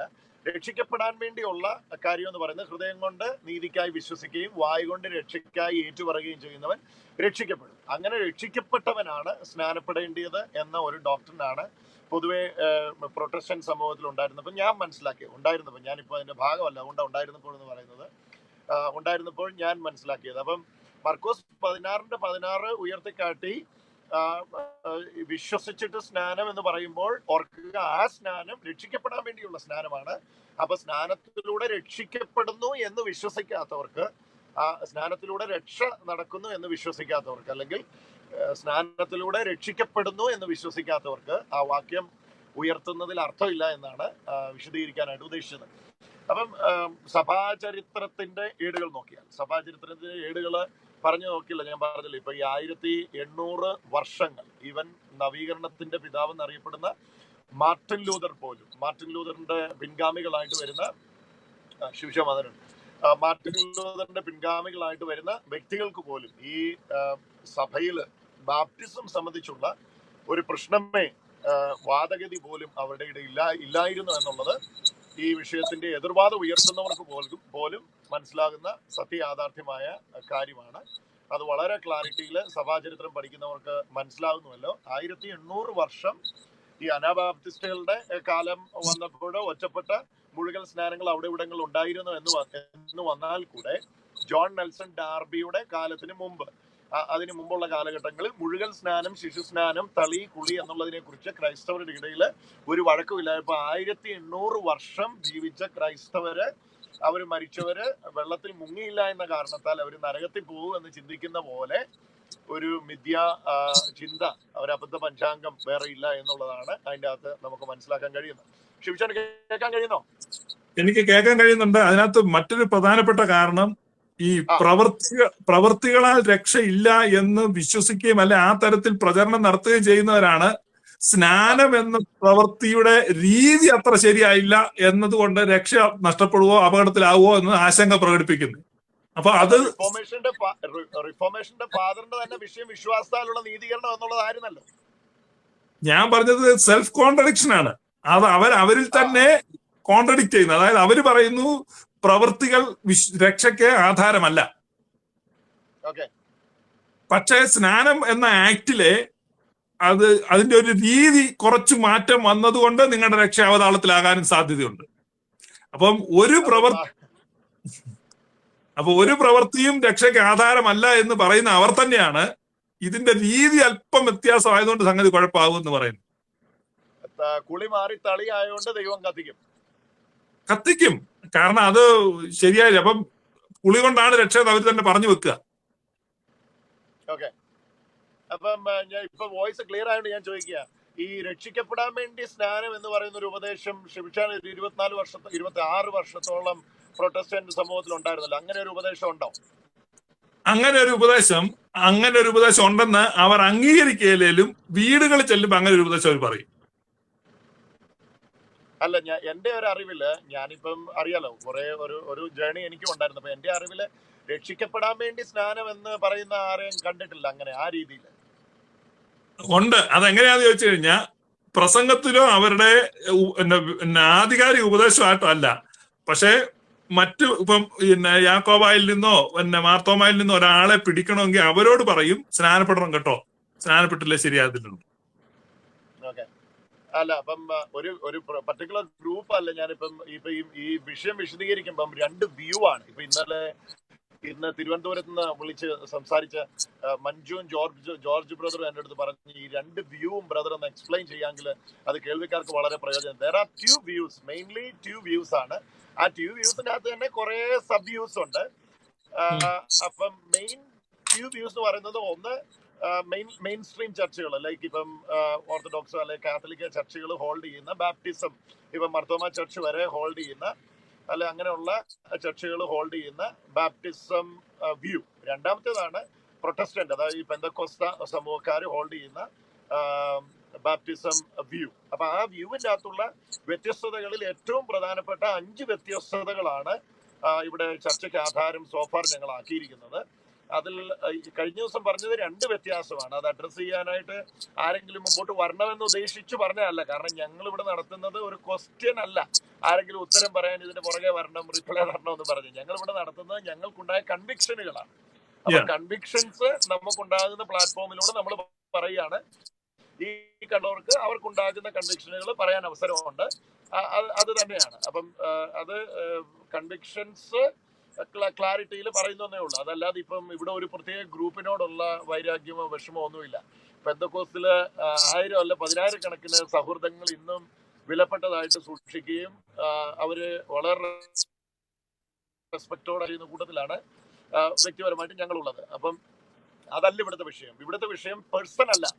ഒരു വ്യക്തിയെ അവഹേളിക്കാനോ അല്ലെങ്കിലോ നമ്മളിവിടെ ചർച്ച ചെയ്യുന്ന വിഷയം ബാപ്റ്റിസം. അതിൻ്റെ അത് 2 വ്യൂ ആണ്. അപ്പൊ ഏതെങ്കിലും തരത്തില് ആരെങ്കിലും അതിനകത്ത് ഈ വാക്കുകളിലൂടെ മുറിപ്പെടുന്നുവെങ്കിൽ ഓർക്കുക, കേവലം അത് ഒരു വ്യക്തിപരമായിട്ട് സ്വീകരിക്കാതെ ആശയപരമായിട്ട് സ്വീകരിച്ചാൽ മാത്രമേ നമുക്ക് ഈ വിഷയം പഠിക്കാനും മുമ്പോട്ട് വളരുവാനും കഴിയുള്ളൂ. 5 പ്രധാന കാര്യങ്ങളിൽ പറഞ്ഞതിൽ ഏറ്റവും പ്രധാനപ്പെട്ടതാണ് വെള്ളത്താലുള്ള ജനനം. നിക്കോദിമോസിനോട് പറഞ്ഞ വെള്ളത്താലുള്ള, ഞാനൊന്ന് പറഞ്ഞോണ്ട് ശിവ, എന്നിട്ട് പിന്നെ നമുക്ക് പോലെ. 1 വെള്ളത്താലുള്ള ജനനം, 2 പാപമോചനം. അപ്പം ഇതിനകത്ത് വേറൊരു കാര്യം കൂടെ പറയേണ്ടിയിരിക്കുന്നു ശിവ. അതിപ്പം ഒരു കാര്യത്താൽ ഒരു കാര്യം എന്ന ഒരു ടീച്ചിങ്ങിനപ്പുറത്ത് ഒരു കാര്യം പല കാര്യത്താൽ സംഭവിക്കും എന്നൊരു ശൈലി ബൈബിളിലില്ലേ? ഉദാഹരണം ഞാൻ പറഞ്ഞു, ഇപ്പൊ പാപമോചനം യേശുവിന്റെ രക്തത്താലാണ്. പാപമോചനം യേശുവിന്റെ വെള്ളത്തിലുള്ള സ്നാനത്തിലൂടെയാണ്. പാപമോചനം പാപങ്ങളെ ഏറ്റുപറയുന്നതിലൂടെയാണ്. പാപമോചനം പാപം സ്വയമായിട്ട് ഏറ്റുപറയുന്നതിലൂടെയാണ്. പാപമോചനം പാപം മറ്റുള്ളവരുടെ ഏറ്റുപറഞ്ഞ് പ്രാർത്ഥിക്കുന്നതിലൂടെയാണ്. പാപമോചനം പരിശുദ്ധാത്മാവിന്റെ ദാനമായിട്ട് നിങ്ങൾ ആരുടെ പാപം മോചിക്കപ്പെടുന്നോ അവരുടെ പാപം മോചിക്കപ്പെട്ടിരിക്കും. അപ്പൊ പാപമോചനത്തിന് തന്നെ 7 തരത്തിലുള്ള ഫൊർഗീവ്നെസ് ഓഫ് സിൻ എന്ന് പറയുന്ന സംഭവം ഉണ്ട്. അപ്പം നമുക്ക് എങ്ങനെയാണ് ഒരു വാക്യം എടുത്തിട്ട് ഇത് മാത്രമേ പാപമോചനത്തിനുള്ള മാർഗമുള്ളൂ എന്ന് പറയാൻ കഴിയും? അപ്പം ഞാൻ അത് പറഞ്ഞ അതൊരു സാധാരണക്കാരനുണ്ടാകുന്ന ഒരു സംശയമാണ്. അതായത് പാപമോചനത്തിന് ഒത്തിരി മാർഗങ്ങൾ ബൈബിളിൽ പറഞ്ഞിട്ടുണ്ട്. പാപമോചനത്തിനായുള്ള സ്നാനമുണ്ട്, പാപമോചനത്തിനായിട്ട് പാപങ്ങളെ ഏറ്റുപറയുക എന്ന് പറയുന്നുണ്ട്, പാപമോചനം യേശുവിന്റെ രക്തത്താലാന്നുണ്ട്. അപ്പൊ ഇങ്ങനെ പല വാക്യങ്ങൾ വരുമ്പോൾ അതിനകത്ത് പൊതുവിൽ നമുക്ക് കൈക്കൊള്ളാൻ കഴിയുന്ന തിയോളജിക്കൽ സ്റ്റാൻഡ് എന്നാണ്. അത് പിന്നെ ഇപ്പൊ ഒരാൾ വെള്ളത്തിൽ മുങ്ങി ചാകുകയാണ്. അപ്പം വേറെ ഒരാൾ അതുവഴി വള്ളത്തെ ചെല്ലുക. ആ വള്ളത്തെ ചെല്ലുന്ന ആൾ അയാൾ ഒരു കയറിട്ട് കൊടുത്തിട്ട് ഈ വെള്ളത്തിൽ മുങ്ങുന്ന ആൾ ആ കയറെ പിടിച്ച് രക്ഷപ്പെടുക. എല്ലാം കഴിഞ്ഞ ആൾ കരയ്ക്ക് വന്നു കഴിയുമ്പം പറയാണ് ഈ വള്ളമാണ് എന്നെ രക്ഷിച്ചത്. അപ്പൊ രണ്ടാമത്തെ ആൾ പറയാം അല്ല, ആ വള്ളത്തിൽ വന്ന ആളാണ് രക്ഷിച്ചത്. അപ്പൊ മൂന്നാമതൊരാൾ പറയാണ് ആ കയറാണ് രക്ഷിച്ചത്. അപ്പൊ നാലാമതൊരാൾ പറയാം ഇതൊന്നും അല്ല, ആ കയറല്ല അവൻ പിടിച്ചോണ്ടാണ് രക്ഷപ്പെട്ടത്, അവന്റെ പിടിയാണ് രക്ഷിച്ചത്. അപ്പം മറ്റേ ആള് പറയാ ഉദാഹരണങ്ങളെല്ലാം ഭയങ്കര ആക്യുറേറ്റ് ഉദാഹരണങ്ങളാണ്. ഞങ്ങൾ ഇവിടെ എപ്പോഴും പറയുമ്പോ പറയും ഇതൊക്കെ എവിടെ ഒപ്പിച്ചോണ്ട് വരുന്നത്. അല്ല, അത് ഭയങ്കര ക്ലിയർ ആയിട്ടുള്ള ഒരു ആൻസറാണ്. ഒന്നുകൂടെ ഒന്ന് പറഞ്ഞു, അത് ഇച്ചിരി മെല്ലെ കേൾക്കുന്നവർക്കും അത് മനസ്സിലാകാൻ വേണ്ടി. അതായത് ഒരാള് വെള്ളത്തിൽ മുങ്ങി ചാകാൻ തുടങ്ങുമ്പോൾ വേറൊരാള് വള്ളത്തെ വരിക. ആ വള്ളത്തെ ഇരിക്കുന്ന ആള് ഒരു കയറിട്ട് കൊടുക്കുക. അപ്പൊ ഈ വെള്ളത്തിൽ മുങ്ങുന്ന ആള് ആളോട് വിളിച്ചു പറയാണ് ആ കയറെ പിടിക്കുക, കയറെ പിടിക്കുക. അപ്പൊ ഇയാൾ കയറെ പിടിക്കുന്നു, വലിച്ചു കയറ്റുന്നു. അപ്പൊ ഇതെല്ലാം കഴിയുമ്പോൾ ഒരാൾ പറയാണ് ഏതായാലും ആ വള്ളം ഉള്ളതുകൊണ്ട് രക്ഷപ്പെട്ടു, ആ വള്ളമാണ് രക്ഷിച്ചത്. അപ്പം വേറെ ഒരാൾ പറയാണ് ആ വള്ളമല്ല, വള്ളത്തെ ചെന്ന ആളാണ് രക്ഷിച്ചത്. അപ്പൊ വേറെ ഒരാൾ പറയും ഇതൊക്കെയാണല്ലോ ആ കയറില്ലായിരുന്നല്ലോ, അപ്പൊ ആ കയറാണ് രക്ഷിച്ചത്. അപ്പം വേറെ ആളോ ഇതൊക്കെയാണല്ലോ അവൻ പിടിച്ചില്ലായിരുന്നല്ലോ, അപ്പൊ അവൻ പിടിച്ച് അവന്റെ പിടിയാണ് രക്ഷിച്ചത്. അപ്പം കണ്ടില്ലായിരുന്നല്ലോ, അപ്പൊ കണ്ണിന്റെ കാഴ്ചയാണ് രക്ഷിച്ചത്. അല്ല, അവൻ വേറൊരാള് പറയാണ് കയറെ പിടിക്കുന്നു വിളിച്ചു കൂയി ഒരുത്തൻ, ആ വചനമാണ് രക്ഷിച്ചത്. കാരണം ആ ശബ്ദം, ആ അനൗൺസ്മെന്റ് അല്ലെങ്കിൽ ആ പ്രഘോഷണം, അതാണ് രക്ഷിച്ചത്. ഇങ്ങനെ പറയുമ്പോ ഏതാ രക്ഷിച്ചെന്നുള്ളത് കൺഫ്യൂഷനാണ്. അപ്പൊ ശരിക്കും ഇതെല്ലാം കൂടിയാണ് രക്ഷിച്ചത്. എല്ലാം ഇതിനകത്ത് ഇൻകോർപ്പറേറ്റ് ചെയ്യുന്നുണ്ട്. അത് this is very important point കേട്ടോ. പ്രത്യേകിച്ച് ഇന്ന് ലൈവിൽ ഈ ഡിസ്കഷനിൽ പങ്കെടുത്തുകൊണ്ടിരിക്കുന്നവര് അത് വളരെ പ്രധാനപ്പെട്ട. ഇപ്പം സാൽവേഷൻ എന്ന് പറയുമ്പോൾ വിശ്വാസത്താലുള്ള രക്ഷ എന്ന് പറയുന്ന പോലെ തന്നെ പ്രവൃത്തിയാലുള്ള രക്ഷയും ബൈബിളിൽ പഠിപ്പിക്കുന്നുണ്ട്. നീതീകരണം, ഇത് വലിയൊരു കൺഫ്യൂഷനിലേക്ക് സാധാരണ ഇപ്പൊ ഈ ഗ്രേസ് ടീച്ചിങ് ഫോളോ ചെയ്യുന്നവർക്ക് പോലും ഇത് വലിയൊരു കൺവിൻസിങ് ആയിട്ട് ടീച്ച് ചെയ്യേണ്ട ഒരു ഭാഗമായിട്ട് എനിക്ക് തോന്നിയിട്ടുണ്ട്. ഇപ്പം ഏകയാഗത്താൽ സദാകാലത്തേക്കും വിശുദ്ധീകരിച്ചിരിക്കുന്നു. അത് once for all we are sanctified എന്ന് പറയുന്ന ഭാഗം വന്നിട്ട് പിന്നെ പറയുകയാണ് ഓരോരുത്തരുടെ പാത്രത്തെ വിശുദ്ധീകരണത്തിൽ നേടുകയും അതിനകത്ത് വിശുദ്ധനായതുകൊണ്ട് തന്നെ തന്നെ വിശുദ്ധരാക്കുകയും. അത് പാസീവ് ഹോളിനെസ്സും ഉണ്ട്, ആക്റ്റീവ് ഹോളിനെസ്സും ഉണ്ട്. അതൊന്ന് മലയാളത്തിൽ പറഞ്ഞു ഞങ്ങൾ സാധാരണക്കാർ, നിങ്ങൾ അമേരിക്കയിലൊക്കെ. പാസീവ് ഹോളിനെസ് എന്ന് പറഞ്ഞാൽ നിഷ്ക്രിയ വിശുദ്ധിയാണ് എന്ന് പറഞ്ഞു കഴിഞ്ഞാൽ അത് വാക്കും കൊണ്ട് വരുന്നു. എന്ന് പറഞ്ഞാൽ നമുക്ക് കിട്ടി, ക്രിസ്തു മൂലം നമുക്ക് കിട്ടിയിരിക്കുന്നതാണ്. നിങ്ങൾ വേണ്ട സാഹിത്യ പരിഷത്തിലോ എവിടെയും കണ്ട് ജോലി ചെയ്തെന്നൊക്കെ പറഞ്ഞു. ഞങ്ങളിപ്പോ സാധാരണക്കാർ ഇപ്പൊ നിഷ്ക്രിയ പറഞ്ഞ ഞാനാണ് ഈ ഫേസ്ബുക്കിൽ സംസാരിക്കുന്നതിൽ ഏറ്റവും ലളിതമായ മലയാളം പറയുന്ന ആള് ഞാനാ. ശിവചാനെ അറിയാവുന്നവർക്ക് ഒത്തിരി പേർക്ക് അറിയാവുന്ന അറിയില്ല ശിവചാൻ ഈ സാഹിത്യമായിട്ടൊക്കെ ഉള്ള ബന്ധം. അപ്പൊ അതുകൊണ്ട് പിന്നെ പാസീവ് എന്ന് പറയുന്നതായിരിക്കും നല്ലത്. പാസിവിറ്റി എന്ന് പറഞ്ഞു കഴിഞ്ഞാൽ എന്നാ പറയുന്നേ, വേറൊരു വാക്ക് എന്ന് പറഞ്ഞാൽ പാസീവായിട്ട് നമ്മളിലുള്ള ഹോളിനെസ്, അതായത് നമ്മളൊന്നും ചെയ്തിട്ടല്ല ആ ഹോളിനെസ് നമ്മിൽ കിട്ടുന്നത്.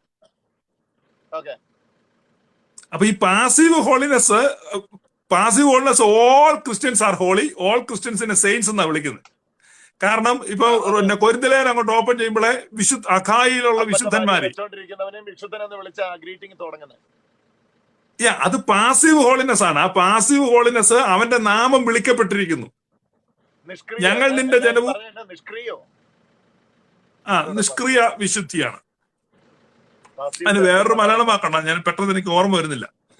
ഒരു ബ്യൂട്ടിഫുൾ മലയാളം വാക്കണം. ഞാൻ ഈ കഴിഞ്ഞ ദിവസം അത് ES തോമസിനോട് പറഞ്ഞായിരുന്നു അങ്ങനെ ഒരു വാക്കുണ്ടെന്ന്. പക്ഷെ ആ വാക്ക് ഇപ്പം ഞാൻ ഓർക്കുന്നില്ല.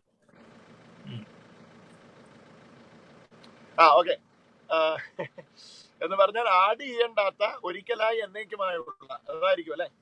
അതെ, അവന്റെ നാമം നമ്മുടെ മേൽ വിളിക്കപ്പെട്ടിരിക്കുന്നത് കൊണ്ട് നമ്മൾ വിശുദ്ധരാണ്. നിഷ്ക്രിയമായ ഒരർത്ഥമുള്ളതാണ് ഇവിടെ എല്ലാം. നിഷ്ക്രിയമായ എന്നുള്ള അർത്ഥമുള്ളൂ. ഇതിന് ഇതേ പണിയരുത് മൊബൈൽ.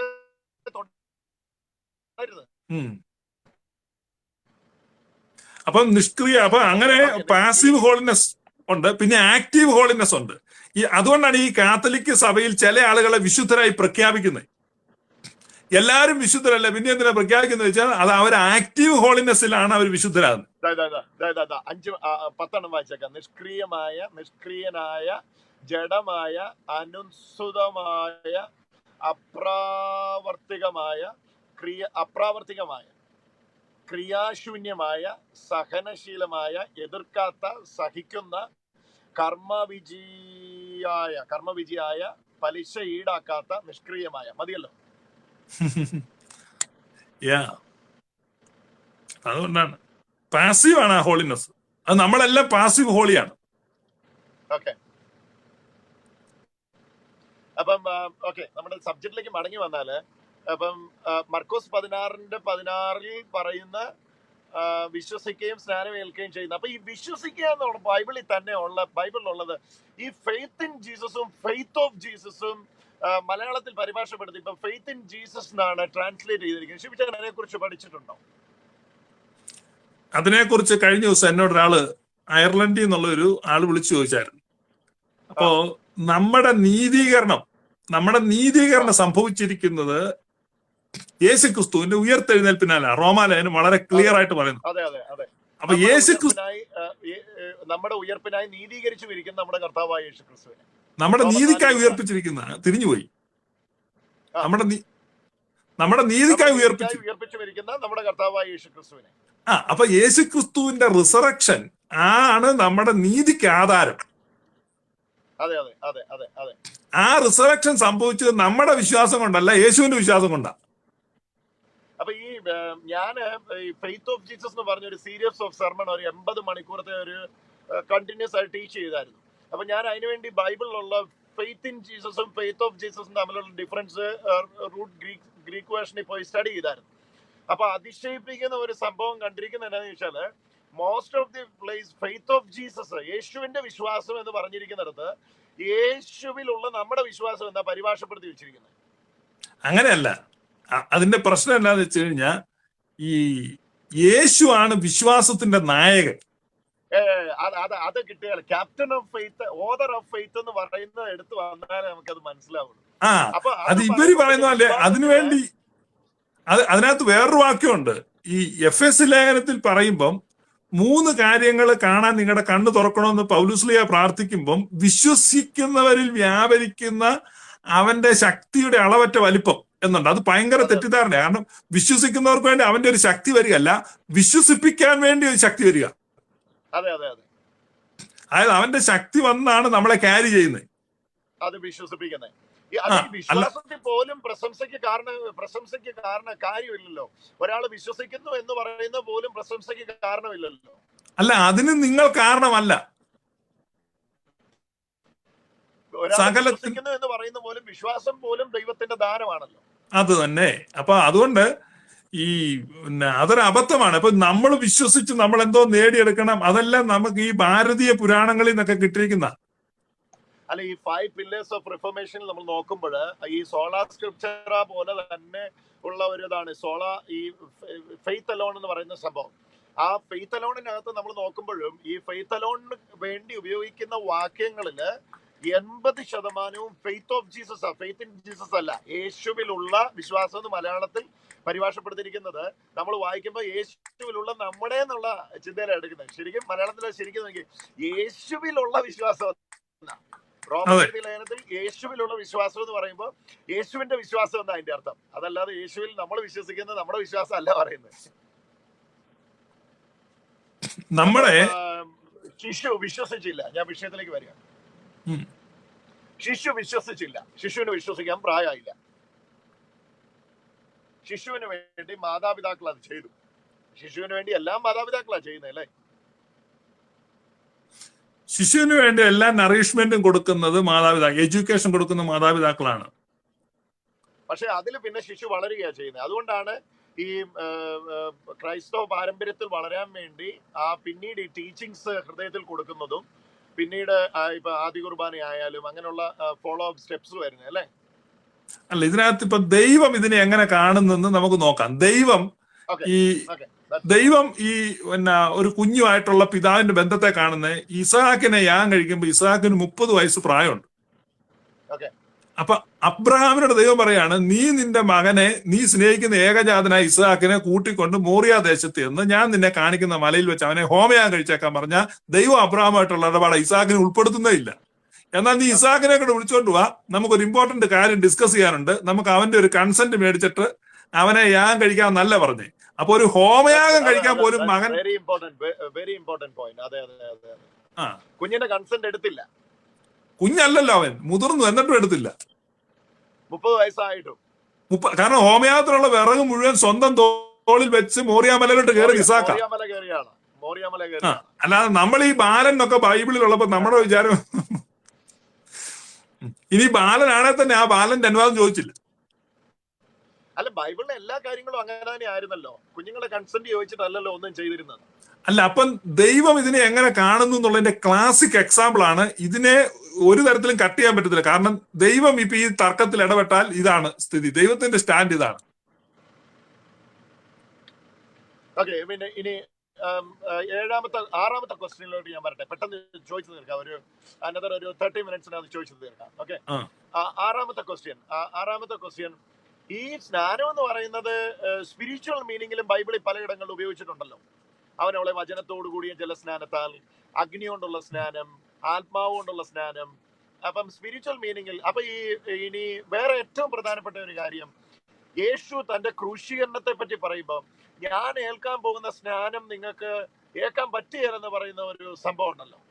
അതെ. അപ്പം ഈ സ്നാനത്തിന് എത്രത്തോളം ഒരു അക്ഷരീക ഇത് ചോദിച്ച് വളരെ ഇമ്പോർട്ടന്റ് ആയിട്ട് നമ്മുടെ ഈ ലൈവ് ഒക്കെ ഫോളോ ചെയ്യുന്ന ഒരു സാധാരണ, ഞാൻ ഈ പേര് മെൻഷൻ ചെയ്യാൻ ഉദ്ദേശിക്കാത്തത് ഒരു പക്ഷെ അവർക്ക് ബുദ്ധിമുട്ടാണെന്ന് വിചാരിച്ചു.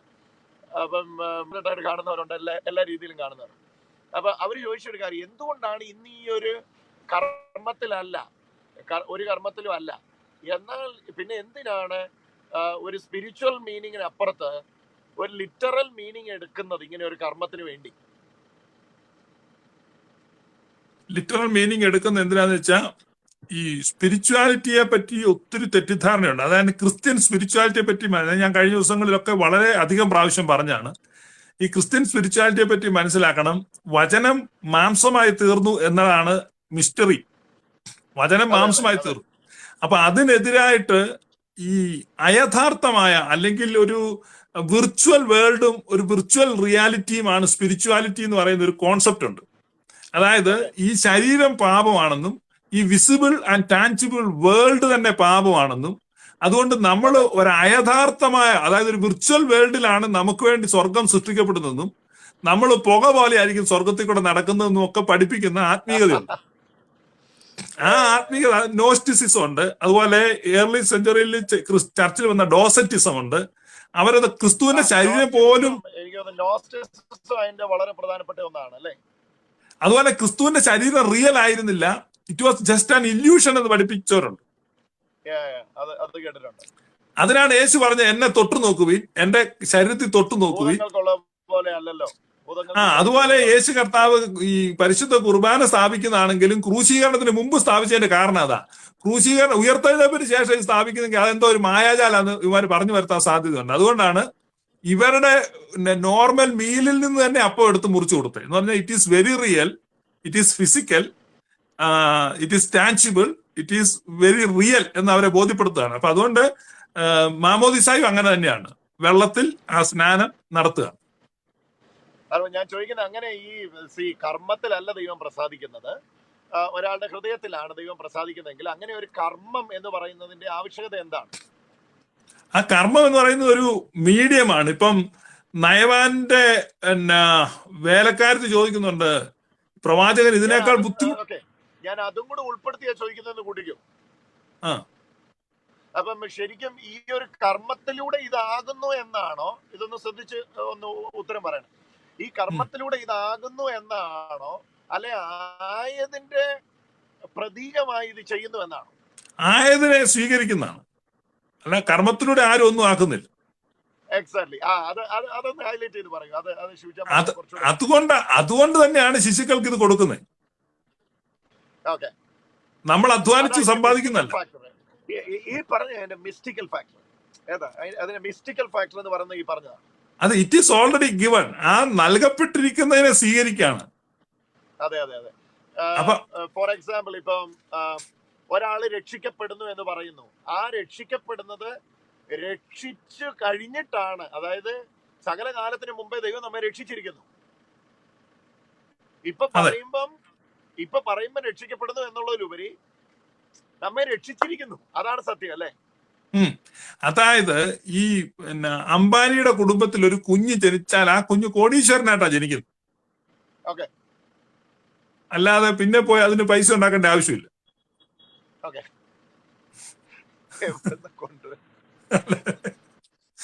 നിങ്ങൾക്ക് ഉദാഹരണമില്ലെങ്കിൽ ശരിയാ. അപ്പൊ അതുകൊണ്ട് ഈ ക്രിസ്തീയ സഭയിലേക്ക് ഇവൻ ജനിച്ചു കഴിയുമ്പോൾ ഇവൻ ദരിദ്രനല്ല, ഇവൻ അന്യനല്ല. Very important point. ഇത് ഒരുപാട് പേർക്ക് പ്രയോജനപ്പെടും. അത് എനിക്ക് 100% ഉറപ്പാണ്. വളരെ പ്രധാനപ്പെട്ട ഒരു പോയിന്റാണ് പറയുന്നത്. അതായത് ക്രിസ്തീയ സാക്രമെന്റുകളൊന്നും ചെയ്താകുന്നതല്ല, പോയി സന്തോഷത്താൽ ചെയ്യുന്നതാണെന്ന് പറഞ്ഞാൽ എന്താ പറയും? അത് തന്നെ, ഈ ഫാമിലിയിലേക്ക് അവൻ ജനിച്ചിരിക്കുകയാണ്. അപ്പൊ പിന്നെ അവന്റെ കൈക്ക് മോതിരവും അവന്റെ കാലിന് ചെരുപ്പും അവന് വേണ്ട വസ്ത്രമൊക്കെ കൊടുക്കേണ്ട ഒരു പിതാവിന്റെ ചുമതലയാണ്. അപ്പൊ അതിനൊന്നും വെയിറ്റ് ചെയ്യേണ്ട ആവശ്യമില്ല. കുഞ്ഞ് ജനിച്ചിരിക്കുന്ന അതിനെ ഇതെല്ലാം അണിയിക്കുക.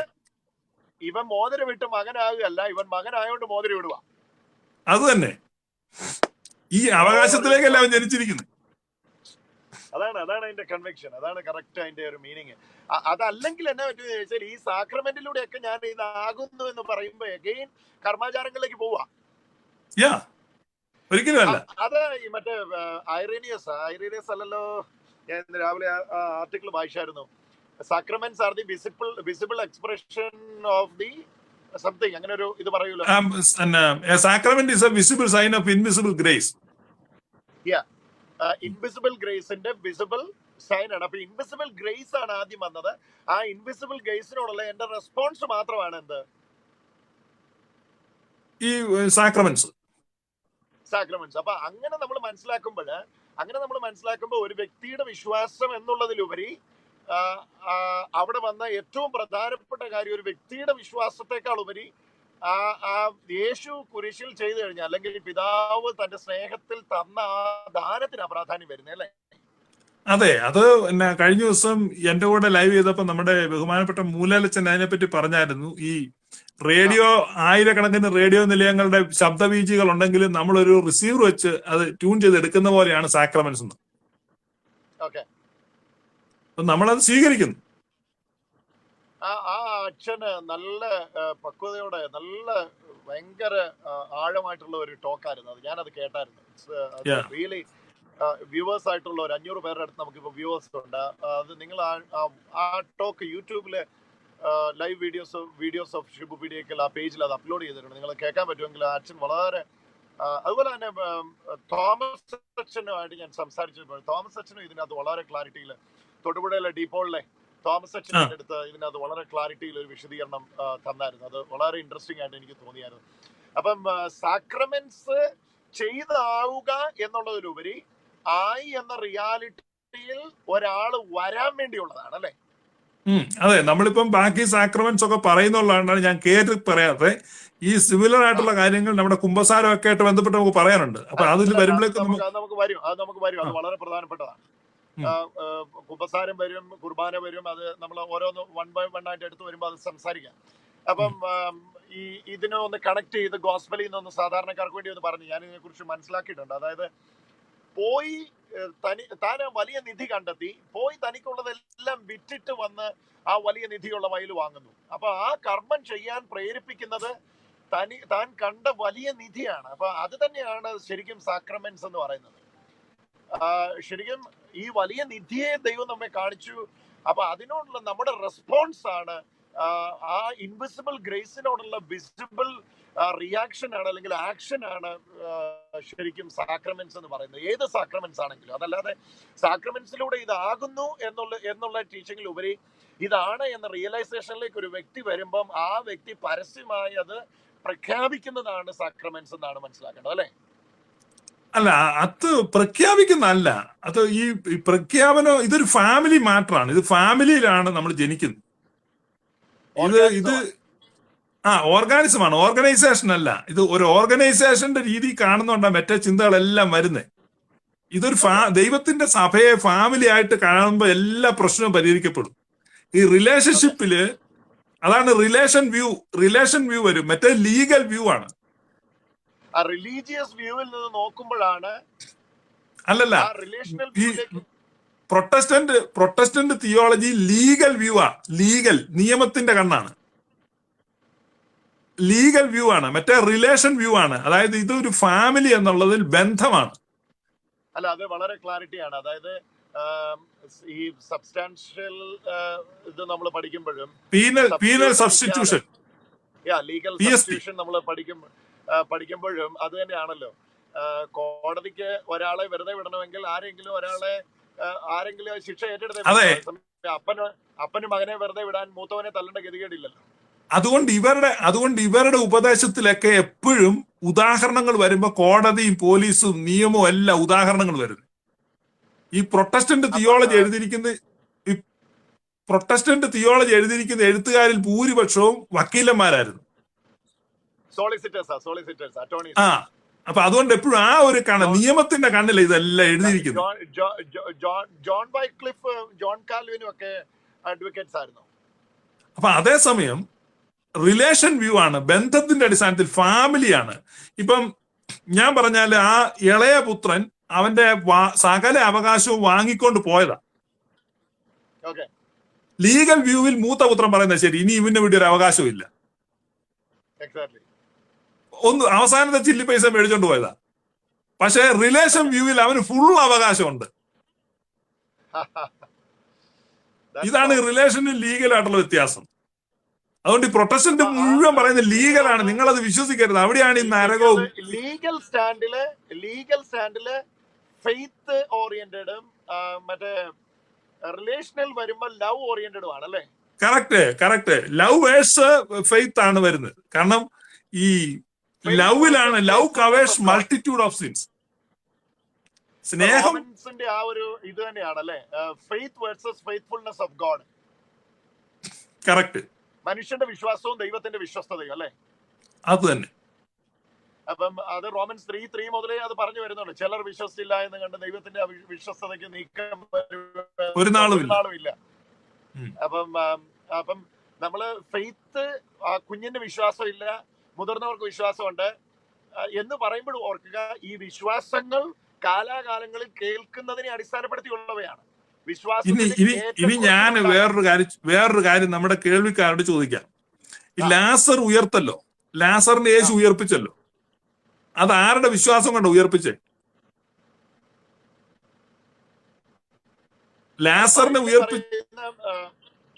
കടൽക്കരയിൽ ആളെ കുരുടനെ കർത്താവ് സൗഖ്യമാക്കി, അവനോട് അങ്ങോട്ട് സൗഖ്യം. അതല്ല, ലാസറിനെ ഉയർപ്പിച്ച ആളുടെ വിശ്വാസ ലാസറിന്റെ വിശ്വാസമാണോ? അല്ലല്ല. അപ്പം എഫേസ്യ ലേഖനം 2 പറയുന്ന അതിക്രമങ്ങളിലും പാപങ്ങളിലും മരിച്ചവരായിരുന്ന നിങ്ങളെ അവൻ ഉയർപ്പിച്ചു. അപ്പൊ ആരുടെ വിശ്വാസം? അല്ല, വിശ്വാസത്താൽ അല്ല കർത്താവ് ഒന്നും ചെയ്തത്. സകല കാലത്തിന് മുമ്പേ അല്ല, അത് നമുക്കറിയാം, നമ്മുടെ ഓഡിയൻസിന് വേണ്ടിയല്ലേ പറയുന്നത്. വിശ്വാസത്തിന്റെ അടിസ്ഥാനത്തിലല്ലോ ദൈവം എല്ലാം ചെയ്തത്. തന്റെ പുറമേൽ മുൻകഴിഞ്ഞ പാപങ്ങളെ ശിക്ഷിക്കാതെ വിടുക നിമിത്തം തന്റെ നീതിയെ പ്രദർശിപ്പിക്കാൻ ദൈവം അത് ചെയ്തിരിക്കുന്നു. അതപ്പോ ഫെയ്ത്ത് ഓറിയന്റഡേ അല്ലത്. അപ്പൊ നമ്മളെ കേൾക്കുന്ന ആളുകൾക്ക് ബോധ്യം വരാനാണ് ഞാൻ ഈ ഉദാഹരണം പറയുന്നത്. അപ്പം ലാസർ എങ്ങനെ മനസ്സിലാക്കിയപ്പം വിശ്വാസത്തിന്റെ പ്രശ്നം 4 ആണ്. 1, വിശ്വാസം കേൾവിയെ ബേസ് ചെയ്തുള്ളതാണ്. 2, വിശ്വാസത്തില് ഏറ്റക്കുറച്ചിലുണ്ടാവും. അതുകൊണ്ടാണല്ലോ യേശുവിന്റെ ശിഷ്യന്മാര് പോലും പറഞ്ഞ ഞങ്ങൾക്ക് വിശ്വാസം ഒന്ന് വർദ്ധിപ്പിച്ചു തരണേ. അല്ല, ഇവരുടെ ദൈവശാസ്ത്ര സങ്കല്പം അനുസരിച്ച് ഒരു ബധിരനായ മനുഷ്യന് ഒരിക്കലും രക്ഷപ്പെടാൻ പറ്റത്തില്ല. ഒരു മന്ദബുദ്ധിയായ ഒരാൾക്ക് ഒരിക്കലും രക്ഷപ്പെടാൻ പറ്റത്തില്ല. ഓട്ടിസം ഉള്ള കുഞ്ഞുങ്ങള്, അവർക്കൊന്നും രക്ഷപ്പെടാൻ പറ്റത്തില്ല. കോമ സ്റ്റേജിലുള്ള ഒരാള്, സുവിശേഷ ഇതര രാജ്യങ്ങള്, സുവിശേഷം കേട്ടിട്ടില്ലാത്ത സ്ഥലങ്ങള്, ഇവർക്ക് ചോദ്യങ്ങൾക്ക് ഉത്തരം കിട്ടിയിട്ടില്ലാത്തവര്. അപ്പം നമ്മൾ ഈ വിഷയത്തെ ക്രോഡീകരിക്കുന്ന 3 പ്രധാന വ്യത്യാസങ്ങളാണ്, 2 വ്യത്യാസങ്ങളാണ് ഈ പ്രൊട്ടസ്റ്റന്റ് വ്യൂവും മെയിൻലൈൻ ചർച്ച് വ്യൂവും തമ്മിലുള്ള വ്യത്യാസം വരുന്നത്. അതിൽ കർമ്മത്തിൽ ഒരുപാട് വ്യത്യാസങ്ങളുണ്ട്. അതുപോലെ തളിയും കുളി അത് ചെയ്തിയിലുള്ള വ്യത്യാസമാണ്.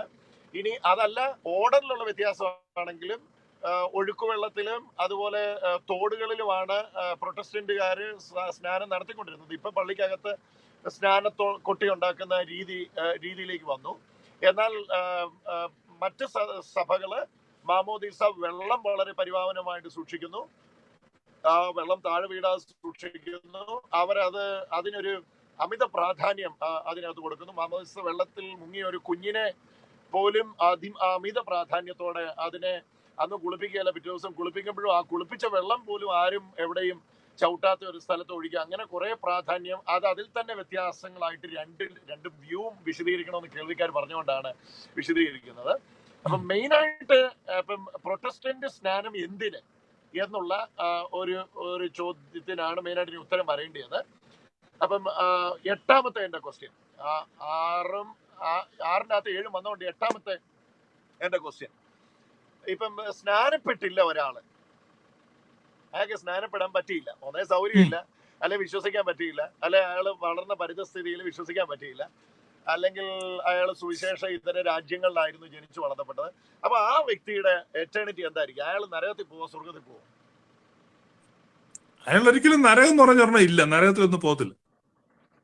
ഓക്കെ. അപ്പം അത് ഏത് വചനാടിസ്ഥാനം ഇപ്പൊ പറയുന്നു, വിശ്വസിക്കുകയും സ്നാനം ഏൽക്കുകയും ചെയ്യുന്നവൻ രക്ഷിക്കപ്പെടും, ഈവൻ ദോ അത് വിശ്വസിക്കുന്നില്ലെങ്കിൽ കൂടെ. എന്നിട്ട് രണ്ടാമത്തെ ഭാഗത്ത് പറയും വിശ്വസിക്കാത്തവൻ ശിക്ഷാവിധിയിലാകപ്പെടും. അപ്പൊ ഈ ശിക്ഷാവിധി നമ്മൾ മനസ്സിലാക്കേണ്ടത് ഈ LKG മുതല് PhD വരെ കൊടുക്കുന്ന ഒരു യൂണിവേഴ്സിറ്റി ഒരു ക്യാമ്പസിൽ ഇരിക്കുക. അപ്പോ അതിനകത്ത് LKG കൊച്ചിനെ കൊണ്ട് അവിടെ ചേർക്കുക, അവൻ 1, 2, 5 പിന്നെ മിഡിൽ സ്കൂള് ഹൈസ്കൂൾ എല്ലാം അവിടെ പഠിക്കുന്നു. പക്ഷെ ഒരു പ്രത്യേകത ആ ക്യാമ്പസിലുണ്ട്, ഈ LKG ചെല്ലുമ്പോ അവനൊരു ടെക്സ്റ്റ് ബുക്ക് കൊടുക്കും. LKG ചെല്ലുമ്പോ ആ ടെക്സ്റ്റ് ബുക്കാ ഇത്. PhDക്ക് പഠിക്കുമ്പോൾ ഈ സെയിം ടെക്സ്റ്റ് ബുക്കാ. അവൻ ഹൈസ്കൂളിൽ ചെല്ലുമ്പോൾ ആ ടെക്സ്റ്റ് ബുക്കാണ്, ഡിഗ്രിക്ക് പഠിക്കുമ്പോൾ ആ ടെക്സ്റ്റ് ബുക്കാണ്, PGക്ക് പഠിക്കുമ്പോൾ ആ ടെക്സ്റ്റ് ബുക്കാണ്, പിന്നെ PhDക്ക് പഠിക്കുമ്പോൾ ആ ടെക്സ്റ്റ് ബുക്കാണ്. അപ്പൊ ഈ ടെക്സ്റ്റ് ബുക്കിലെ വചനങ്ങളെ റൈറ്റ്ലി ഡിവൈഡ് ദ സ്ക്രിപ്ചർ എന്നൊരു സംഭവം. അപ്പൊ ടെക്സ്റ്റ് ബുക്ക് എന്ന് ശിവചാൻ ഉദ്ദേശിച്ച ബൈബിളാണ്. അല്ല, ഈ ബൈബിളിനെ എങ്ങനെ കാണുന്നു എന്നുള്ള, ബൈബിളിലെ ഒരു വാക്യം ആത്മീയ ശിശുവിനും ബൈബിള് തന്നെയാണ്, ആത്മീയ മിതൃത്വം ഉള്ളവനും ബൈബിള് തന്നെയാണ്, ആത്മീയ വളർച്ച ഉള്ളവനും ബൈബിള് തന്നെയാണ്. അപ്പൊ അവിടെ പ്രാധാന്യം വരുന്നത് റൈറ്റ്ലി ഡിവൈഡിങ്ങിലാണ്. ഈ മാർപ്പാപ്പ വായിക്കുന്നത് ഇത് തന്നെയല്ലേ? അതെ, സ്പെഷ്യൽ ഒന്നുമില്ല. അപ്പൊ ഞാൻ പറഞ്ഞ അത് റൈറ്റ്ലി ഡിവൈഡ് സ്ക്രിപ്ചർ, ശരിയായ വിധത്തിൽ മനസ്സിലാക്കുക. അപ്പം എനിക്ക് തോന്നുന്നു ഈ ശരിയായ രൂപത്തിൽ മനസ്സിലാക്കാൻ വേണ്ടി ഏറ്റവും ഹെൽപ്ഫുൾ ആയിട്ട് തോന്നുന്നത് തിയോളജിയെ ട്രസ്റ്റ് ചെയ്യുന്നതാണ് നല്ലതെന്ന് തോന്നുന്നു, അല്ലേ? ഈ തിയോളജികളെ അല്ലെങ്കിൽ ഈ അക്ഷരങ്ങളുടെ പിന്നാലെ പോയി കഴിഞ്ഞാൽ നമ്മൾ കൊല്ലപ്പെടും. അക്ഷരങ്ങളുടെ വ്യത്യസ്ത ഇസങ്ങൾ അല്ലേ? അക്ഷരങ്ങളുടെ പുറകെ പോയാൽ എല്ലാവരും കൊല്ലപ്പെടും. പക്ഷെ നമ്മൾ വ്യക്തിയുടെ പുറകെ പോയാൽ ഒരിക്കലും കൊല്ലപ്പെടത്തില്ല. അതാണ് യേശു പറഞ്ഞത്, നിങ്ങൾക്ക് ജീവൻ ഉണ്ടാകാൻ വേണ്ടിയാ ഞാൻ വന്നിരിക്കുന്നത്, അല്ല ഞാൻ കത്തയക്കുകയല്ലായിരുന്നു, ജീവൻ ഉണ്ടാകാൻ വേണ്ടി ഞാൻ കത്തയച്ചു എന്നല്ല പറഞ്ഞു.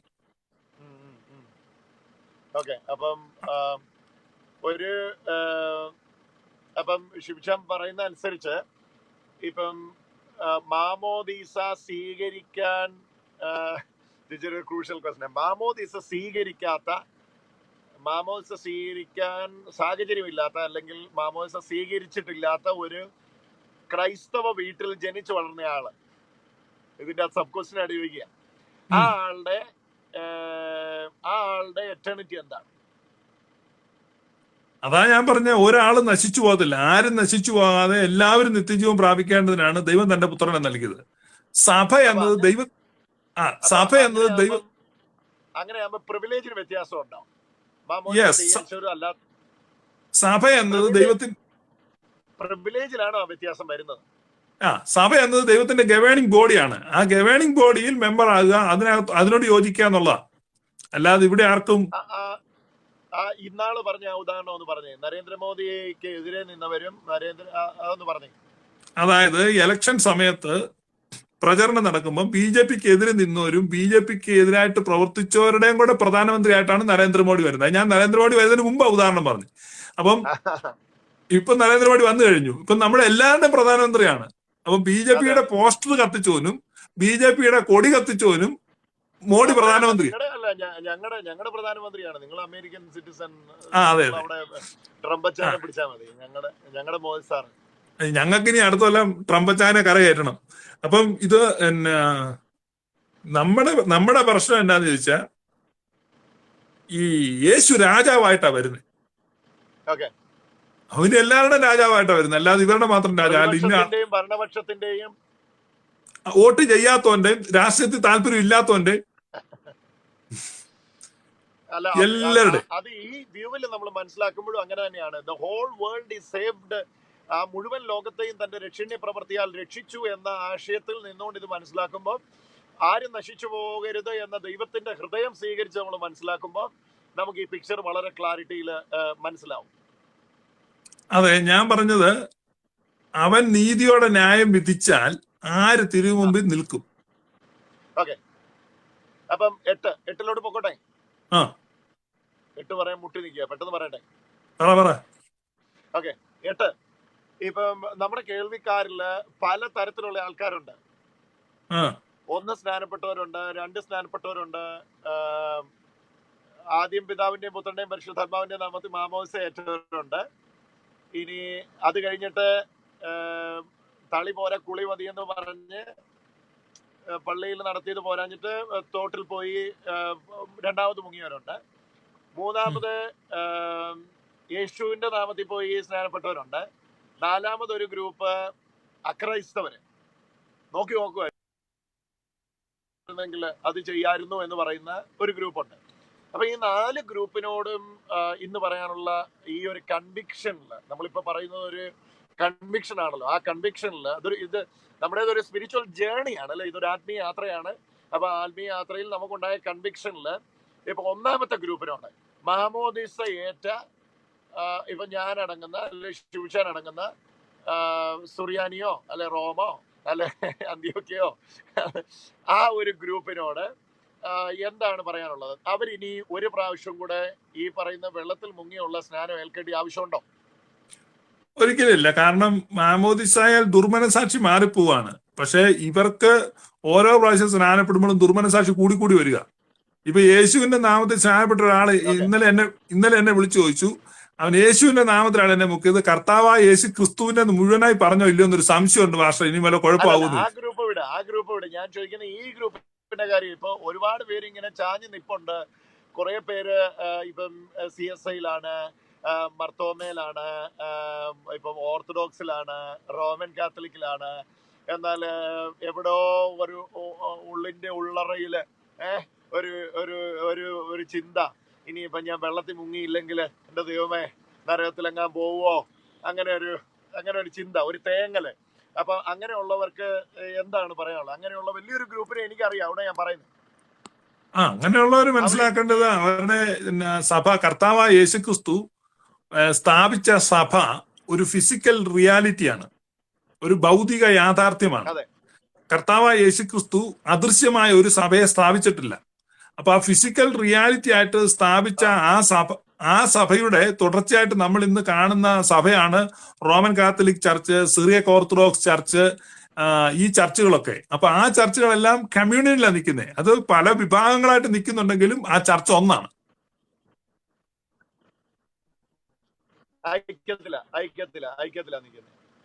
അവർ ഒന്നാണ്, വിശുദ്ധന്മാരുടെ കമ്മ്യൂണിയനാണ്, അത് ഒന്നാണ്.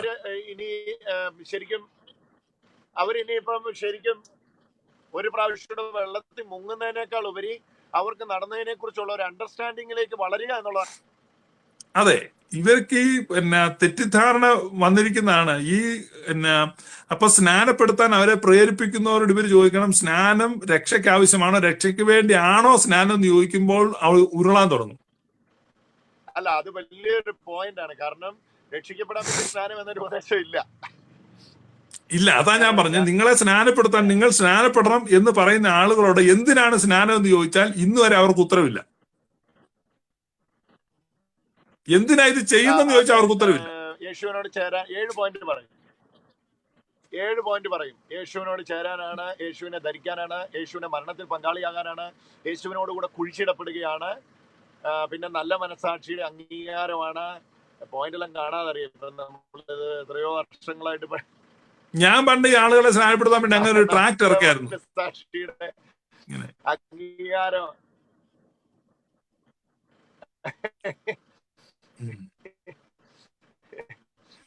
അപ്പൊ ഹൗ ഇറ്റ് ഹാപ്പൻസ് ചോദിച്ചാൽ അവർക്ക് ഉത്തരം ഇത് എങ്ങനെ സംഭവിക്കുന്നു. പിന്നെ ഒന്നോ രണ്ടെണ്ണോടെ ഉണ്ട്, അത് മറന്നുപോയി ഇപ്പം ആ മാർഗം വിട്ടതുകൊണ്ട്. ഇന്ന് പിതാവിന്റെയും പുത്രന്റെയും നാമത്തിൽ സ്നാനം മാമോദീസ സ്വീകരിച്ച സ്നാനം ഓർ മാമോദിസ, ഇനി ആ പേരിന്റെ ജ്ഞാനസ്നാനം സ്വീകരിച്ച ഒരാള് പോലും, മാമോദിസ സ്വീകരിച്ച ഒരാള് പോലും പിന്നീട് ഒരു സ്നാനത്തെ കുറിച്ച് ചിന്തിക്കണ്ട. ഇനി അങ്ങനെ ചിന്തിക്കുന്നവര് രണ്ടാമതൊരു സ്നാനം ഏറ്റുപോയി ഏറ്റു. ആ ഏറ്റവരോട് എന്താണ് മറുപടി? രണ്ടാമതൊരു സ്നാനം ഏറ്റവർക്ക് അവർക്ക് ആ യഥാർത്ഥ സഭയിൽ മടങ്ങി വരണമെങ്കിൽ അവിടെ മടങ്ങി വന്ന് അവിടെ യോജിച്ച് നിൽക്കാം. ഈ പിന്നെ സ്നാനം ഒന്നാമതൊരു പ്രശ്നം എന്താണെന്ന് വെച്ച് കഴിഞ്ഞാൽ ഇവർ തന്നെ അംഗീകരിക്കാത്ത ഒരു കാര്യമുണ്ട്. അധികാരമില്ലാത്ത ഒരു സ്നാനപ്പെടുത്തരുതെന്ന് ഇവർ തന്നെ പറയുന്നുണ്ട്. അപ്പൊ ഇവരുടെ ഒറിജിനൽ സ്നാനം എവിടുന്നാ എന്നാ തുടങ്ങിയെന്ന് ചോദിച്ചാൽ 100 കൊല്ലം പുറയില്ല തുടങ്ങിയത്. അപ്പൊ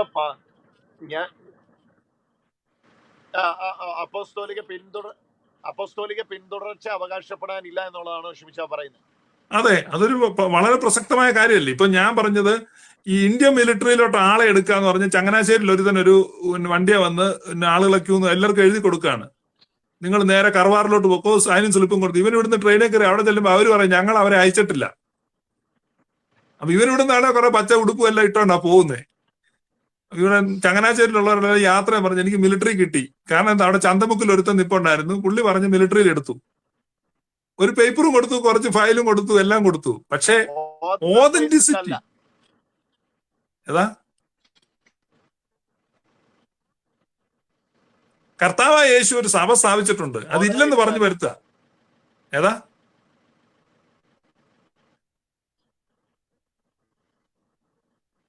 കേക്കത്തില്ല ഞാൻ പറയുന്നത്. എനിക്ക് കേൾക്കാൻ ഇച്ചിരി വോയിസ് ഡിലേ ആകുന്നുണ്ടെന്ന് തോന്നുന്നു.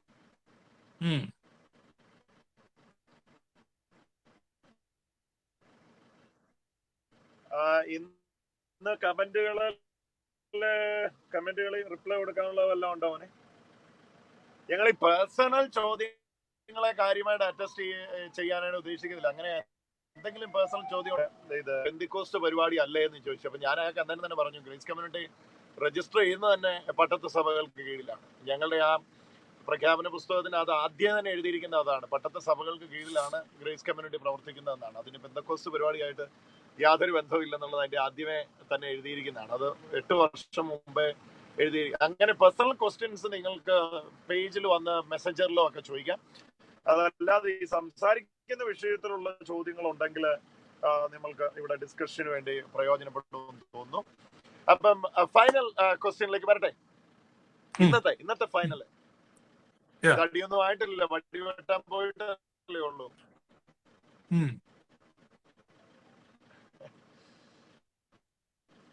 അപ്പം ഇന്നത്തെ ലാസ്റ്റ് ക്വസ്റ്റ്യൻ. അപ്പം ഇന്ന് അക്രൈസ്തവൻ അല്ലെ, ഞാൻ മുമ്പേ പറഞ്ഞതിന്റെ ലാസ്റ്റില് ഒരു ചോദ്യം ചോദിച്ചിട്ടാണ് അവൻ യേശുവിന്റെ സുവിശേഷം കേട്ടു, കർത്താവിനെ ഹാർട്ട്ഫുള്ളി ഡിസൈഡഡ് ടു ഫോളോ ജീസസ്. അവൻ എന്നാ ചെയ്യണം? അവൻ എവിടെ പോകണം? അവൻ എന്ത് ചെയ്യണം? അവൻ മാമോദിസ എടുക്കണോ? അല്ല, അവന് ചൂസ് ചെയ്യാം. കർത്താവിനെ മാമോദിസ എടുത്ത് ചൂസ് ചെയ്യാം, എടുക്കാതെ അല്ല, എടുത്തിട്ട് ഫോളോ ചെയ്യാം, എടുക്കാതെ ഫോളോ ചെയ്യാം. കാരണം കർത്താവ് ഈ ഭൂമിയിൽ ശുശ്രൂഷ ചെയ്തുകൊണ്ടിരുന്ന സമയത്ത് തന്നെ കർത്താവിനോട് കൂടെ ഉള്ള ഫോളോവേഴ്സും ഉണ്ട്, ഇല്ലാത്ത ഫോളോവേഴ്സും. ഒരുത്തൻ കർത്താവ് നിന്റെ നാമത്തിൽ ഭൂതങ്ങളെ പുറത്താക്കുന്ന ഞാൻ കണ്ടു, ഞങ്ങൾ അവനെ വിലക്കി. അപ്പൊ യേശു പറഞ്ഞു നമ്മുടെ കൂടെ ഇല്ലായിരിക്കും, പക്ഷെ അവൻ ചെയ്തോട്ടെ. അരിമത്യക്കാരനായ യോസഫ് ശിഷ്യന്മാരുടെ ലിസ്റ്റിൽ എണ്ണപ്പെട്ടില്ലല്ലോ. നിക്കോദിമോസ് ശിഷ്യന്മാരുടെ ലിസ്റ്റിൽ എണ്ണപ്പെട്ടില്ലല്ലോ. ഒരു 70 പേരെ കർത്താവ് ഭൂതങ്ങളെ പുറത്താക്കാൻ വിടുന്നുണ്ടല്ലോ, അവര് ശിഷ്യന്മാരുടെ ഗ്രൂപ്പിൽ എണ്ണപ്പെട്ടില്ലല്ലോ. ഇല്ല. അപ്പൊ ഞാൻ പറഞ്ഞത് യഹൂദ മതാനുസാരികൾ എന്ന് പറയുന്ന പോലെ തന്നെ ക്രൈസ്തവ മതാനുസാരികൾ ക്രിസ്തുവിനെ സഭയിൽ അംഗമാകാതെ തന്നെ ക്രിസ്തുവിനെ ആരാധിക്കുകയും ക്രിസ്തുവിനെ ഫോളോ ചെയ്യുകയും ചെയ്യുന്നവരുണ്ട്. ഓക്കെ, അപ്പം ഇനി ലാസ്റ്റ് ആൻഡ് ഫൈനൽ ക്വസ്റ്റ്യൻ, തീരി ആയതുകൊണ്ട്. Okay, last and final question. യേശു സ്നാനപ്പെട്ടത് 30-ാമത്തെ വയസ്സിലാണ്. അപ്പൊ യേശു സ്നാനപ്പെട്ട അതിന്റെ തന്നെ 3 ചോദ്യങ്ങളാണ്. ഒന്ന്, യേശു സ്നാനപ്പെട്ടതുപോലെ നമ്മൾ പെടണ്ടേ? 2, യേശു സ്നാനപ്പെട്ട ആ പ്രായത്തില്, അങ്ങനെ പ്രായമായ ശേഷം, വിശ്വസിക്കാൻ പ്രായമായ ശേഷം നമ്മൾ സ്നാനപ്പെടണ്ടേ? അപ്പം ഈ യേശുവിന്റെ സ്നാനം നമുക്ക് കേൾക്കാൻ പറ്റുന്നതാണോ, അല്ലെങ്കിൽ യേശുവിന്റെ സ്നാനം ക്രൈസ്തവ സ്നാനമായിരുന്നോ? അപ്പൊ അതിനെ കുറിച്ചുള്ള ഒരു വിശദീകരണം ഒന്ന് ഫൈനലി. യേശുവിന്റെ സ്നാനം ഒരിക്കലും ക്രൈസ്തവ സ്നാനമല്ല. യേശു നമ്മളോട് ചേരാനാണ് സ്നാനപ്പെട്ട, മനുഷ്യനോട് ഐഡന്റിഫൈ ചെയ്യാൻ. നമ്മൾ യേശുവിനോട് ചേരാനാണ് സ്നാനപ്പെടുന്നത്. പിന്നെ രണ്ടാമത് യേശു മനുഷ്യനോട് ഐഡന്റിഫൈ ചെയ്യാനാണ് സ്നാനപ്പെട്ടത്. അതെ, നമ്മളോട് ഐഡന്റിഫൈ ചെയ്യല്ലേ, മനുഷ്യരിൽ ഒരാളായി മാറുകയല്ലേ, നമ്മളെ അവനെ പോലെ. ഞാൻ സോളാ സ്ക്രിപ്ചറാണ് ഒന്ന് പറഞ്ഞ, ഏത് സ്ക്രിപ്ചർ അതിന് അടിസ്ഥാനം? അതായത് അവൻ നമ്മിൽ ഒരുവനെ പോലെ ആയി തീർന്നു, മനുഷ്യരെ പോലെയായി, വേഷത്തിൽ മനുഷ്യനായി എന്ന് പറയുമ്പോൾ അവൻ എല്ലാ അർത്ഥത്തിലും. നമ്മിൽ ഒരുവനെ പോലെ ആകാൻ എന്തിനാ സ്നാനപ്പെടുന്നതെന്നുള്ള ചോദ്യം. അതല്ലേ, അവിടെ പാപികളുടെ ക്യൂ അല്ലേ നിൽക്കുന്നേ. അവരോട് ഐഡന്റിഫൈ ചെയ്യാ, മനുഷ്യരോട്. അവൻ ചുങ്കക്കാരുടെയും പാപികളുടെയും സ്നേഹിതനെന്ന് വിളിക്കപ്പെട്ടു. അവരോട് താതാത്മ്യപ്പെടുകയാണ്. എനിക്ക് സ്നാനമൊന്നും വേണ്ട, ഞാനൊരു വലിയ ആളാന്ന് പറഞ്ഞൊരു അകന്ന് നിൽക്കുകയല്ലോ, ജനത്തിനിടയിലോട്ട് ഇറങ്ങല്ലേ. അപ്പൊ യേശു ഏറ്റത് യോഹന്നാന്റെ സ്നാനമായിരുന്നു അല്ലേ? യോഹന്നാന്റെ സ്നാനമായിരുന്നു. പക്ഷെ അതിനകത്ത് മറ്റുള്ളവർ സ്നാനം സ്വീകരിച്ചവരെ പിന്നെ അപ്പോസ്തല പ്രവൃത്തി പിന്നീട് ഒന്നുകൂടെ സ്നാനപ്പെടുത്തുന്നുണ്ടല്ലോ അല്ലെ? 19 അധ്യായത്തിൽ ഉണ്ട് അല്ലെ? അപ്പൊ യോഹന്നാന്റെ സ്നാനം സഭയുടെ സ്നാനം അല്ലല്ലോ, ആണോ? അല്ല, യോഹന്നാൻ മാനസാന്തര സ്നാനമാണ് കഴിപ്പിച്ചത്. അതായത് prepare a group of people to receive messiah. അപ്പൊ യേശുവിന്റെ സ്നാനം ഏൽക്കണമെന്ന് പറയുന്നതിൽ അർത്ഥമില്ലല്ലോ. കാരണം യേശുവിന്റെ സ്നാനം ഏറ്റവരെ സഭ വീണ്ടും സ്നാനം കഴിപ്പിച്ചു എന്നാണല്ലോ നമ്മൾ കാണുന്നത്. അതെ, അപ്പോൾ തന്നെ യേശു സ്നാനമേറ്റത് അവിടെ മറ്റുള്ളവർ സ്നാനമേറ്റതിൽ നിന്ന് വ്യത്യസ്തമായിരുന്നു. യേശുവിന്റെ സ്നാനം യുണീക്ക് ആയിരുന്നു. അവിടെ മറ്റു പല കാര്യങ്ങളും നടന്നു. അപ്പൊ യോഹന്നാന്റെ സ്നാനം കൊടുത്തതെങ്കിലും യോഹന്നാന്റെ സ്നാനം അല്ല യേശു സ്വീകരിച്ചതെന്നാണോ? ഒരിക്കലല്ല. യോഹന്നാനാണ് സ്നാനം കൊടുത്തതെങ്കിൽ യേശുവിന് മുമ്പോ യേശുവിന് ശേഷമോ സ്നാനം ഏറ്റവർക്കൊന്നും ഉണ്ടാകാത്ത ഒരു കാര്യമാണ് യേശുവിന്റെ സ്നാനത്തിൽ നടന്നത്. അപ്പൊ യോഹന്നാന്റെ സ്നാനം യേശു സ്വീകരിച്ചതെങ്കിൽ കൂടെ, യോഹന്നാന്റെ സ്നാനം കൊടുത്തെങ്കിൽ കൂടെ യേശു സ്വീകരിച്ച യോഹന്നാന്റെ സ്നാനം അല്ലായിരുന്നു എന്നാണ്? അല്ലായിരുന്നു. യേശു ആ സ്നാനം സ്വീകരിക്കുമ്പോൾ തന്നെ അത് ആ ജനങ്ങളോട് ഐക്യപ്പെട്ടു എന്നുള്ള അതിന്റെ ഒരു പർപ്പസാണ്. അപ്പോൾ തന്നെ ഈ പൗരോഹിത്യം യോഹന്നാനിൽ നിന്ന് യേശു തിരിച്ചങ്ങ് വാങ്ങുകയായിരുന്നു. ഓക്കെ, അപ്പം യോഹന്നാൻ അതിന് പുരോഹിതൻ അല്ലായിരുന്നല്ലോ. യോഹന്നാൻ മരുഭൂമിയിൽ ആയിരുന്നല്ലോ. യോഹന്നാൻ യാഗപീഠത്തെ ശുശ്രൂഷിക്കല്ലായിരുന്നല്ലോ. അപ്പൊ യോഹന്നാന്റെ കയ്യിൽ നിന്ന് എങ്ങനെയാ അത് വാങ്ങുന്നത്? യോഹന്നാൻ പുരോഹിത വംശത്തിൽപ്പെട്ടതാണ്, സെക്കറിയാവിന്റെ മകനാണ്. അല്ല, പക്ഷേ ലേവി ഇതിലുള്ള ഓർഡറിലുള്ള പ്രീസ്റ്റ് ആയില്ലായിരുന്നല്ലോ അദ്ദേഹം. ഇല്ലായിരുന്നു എന്ന് പറഞ്ഞാൽ നമുക്ക് അംഗീകരിക്കാൻ പറ്റത്തില്ല. കാരണം ലൂക്കോസിന്റെ സുവിശേഷം 16:16 സോളാ സ്ക്രിപ്ചറാക്കാർക്ക് വേണ്ടി അവിടെ പറഞ്ഞിരിക്കുന്നത് ന്യായപ്രമാണവും പ്രവാചകന്മാരും യോഹന്നാൻ വരെ ആയിരുന്നു. Law and prophets were preached until John. അപ്പം ബൈബിളിൽ മാർക്ക് ചെയ്തിരിക്കുന്ന അപ്പം യോഹന്നാൻ കഴിഞ്ഞാൽ പിന്നെ ദൈവരാജ്യം. അപ്പം യോഹന്നാനെയാണ് ബൈബിൾ പോയിന്റ് ആയിട്ട് മരുഭൂമിയിലുള്ള ആളാണെന്ന് പറഞ്ഞ് തള്ളിക്കളയുന്നില്ല. അപ്പം 4 കാര്യങ്ങൾ ശിവശ അതിന്റെ അകത്ത് പ്രധാനമായിട്ട് പറഞ്ഞു. ഒന്ന്, യോഹന്നാന്റെ സ്നാനം എന്ന് പറയുന്നത് മനസാന്തര സ്നാനമായിരുന്നു. യോഹന്നാന്റെ കൈക്കീഴിൽ യേശു സ്നാനപ്പെട്ടു എങ്കിലും യേശു സ്വീകരിച്ചത് മാനസാന്തര സ്നാനം അല്ലായിരുന്നു. മറിച്ച് യേശുവിന്റെ സ്നാനം മുമ്പെങ്ങും ഇല്ലാത്ത, ഇനി ഉണ്ടാകാനും പാടില്ലാത്ത മനുഷ്യരാശിയോട് താതാമ്യപ്പെടുന്ന ന്യായപ്രമാണത്തിന്റെ പൂർത്തീകരണത്തിന് വേണ്ടിയുള്ള സ്നാനമായിരുന്നു യേശു സ്വീകരിച്ചത്. അതിന്റെ ഏറ്റവും വലിയ ഉദാഹരണം യോഹന്നാൻ തന്നെ പറയുന്നുണ്ട്, നിന്നാൽ സ്നാനം ഏൽക്കേണ്ടത് എനിക്ക് ആവശ്യം, കാരണം ഈ ജനങ്ങൾക്ക് കൊടുക്കുന്ന സ്നാനം നിനക്ക് ആവശ്യമില്ല. ഓക്കെ, അപ്പൊ യോഹന്നാനാ കൊടുത്തത്, പക്ഷെ യോഹന്നാന്റെ സ്നാനം അല്ല കൊടുത്തത്.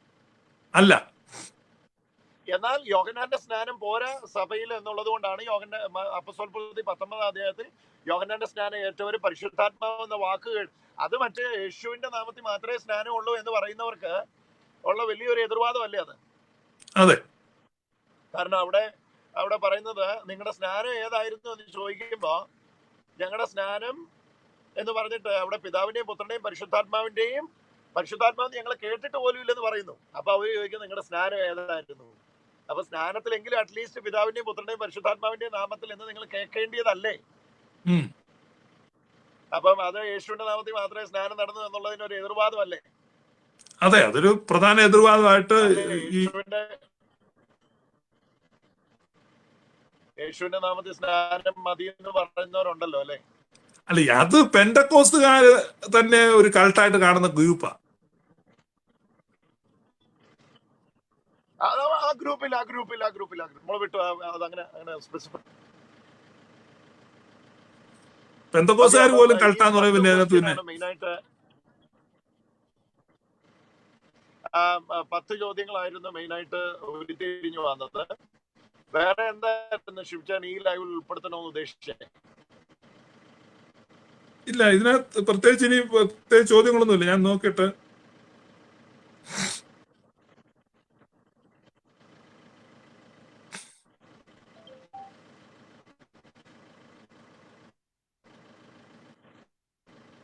കമന്റ് ഒന്ന് കാണിച്ച് ആർക്കെങ്കിലും മറുപടി കൊടുക്കേണ്ടതുണ്ടെങ്കിൽ 1 മിനിറ്റ് ഒന്ന് പെട്ടെന്ന് നോക്കിയിട്ട്.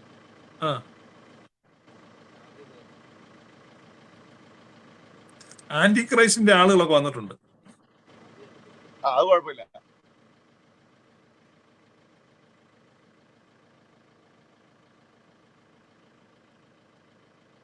ഈ ആന്റി ക്രൈസ്റ്റ് എന്ന് പറഞ്ഞാൽ തന്നെ യോഹന്നാൻ ലേഖനത്തിൽ പറഞ്ഞിട്ടുണ്ട്, യേശുക്രിസ്തു ജഡത്തിൽ വന്നെന്ന് അംഗീകരിക്കാത്തവൻ അവനാണ് എതിർ ക്രിസ്തു. അതെ അതെ അതെ. അപ്പൊ ഈ ഫിസിക്കൽ റിയാലിറ്റി അംഗീകരിക്കാത്തവനാണ് എതിർ ക്രിസ്തു. ഇവരാണ് ഈ മായാലോകം, വിർച്വൽ റിയാലിറ്റിയിലാണ് സ്പിരിച്വാലിറ്റി എന്ന് പറയുന്നത് ആന്റി ക്രൈസ്റ്റ് ആണ്. അപ്പൊ നമുക്ക് വേണമെങ്കിൽ ഒരു കാര്യം ചെയ്യാം, വേണമെങ്കിൽ സ്റ്റോപ്പ് ചെയ്യാൻ തോന്നും. കാരണം ഓൾമോസ്റ്റ് ക്വസ്റ്റ്യനുകൾ നമ്മൾ thank you brothers let it be. ഒരുപാട് പേര് വളരെ പോസിറ്റീവായിട്ട് ഇന്ന് റെസ്പോണ്ട് ചെയ്തിട്ടുണ്ട്.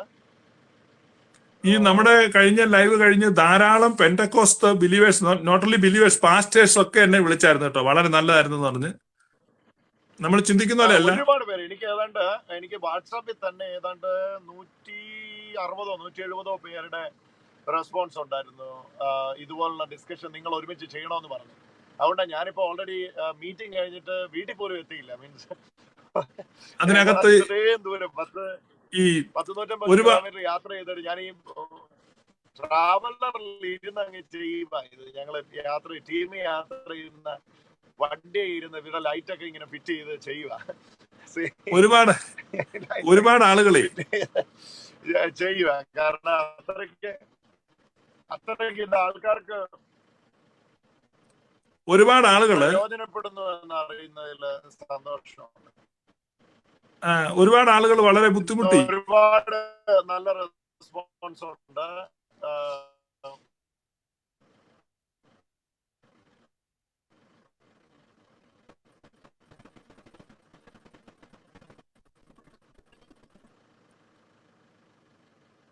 നിന്നുപോയോ?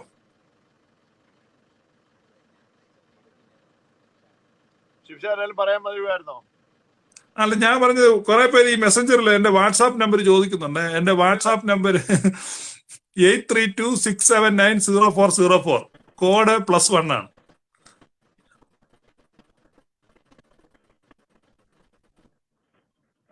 ഒരു മിനിറ്റ് ഇവിടെ ഒന്ന് ടൈപ്പ് ചെയ്ത് കൊടുക്കും. ഒരു മിനിറ്റ് ഒന്ന് പറഞ്ഞു. 8326790404. +1 ആണ് കോഡ്. വിളിക്കുമ്പോ കോഡ് ചേർക്കണ്ടായോ? വാട്സാപ്പിന് +1 ആ കോഡ്. സ്ക്രീനിൽ അത് കൊടുക്കാവേ. കൊടുത്തേക്ക്. കാരണം എന്റെ മെസ്സഞ്ചറിൽ കൂടെ ഒത്തിരി പേര് നമ്പർ ചോദിച്ച് വിളിക്കുന്നു.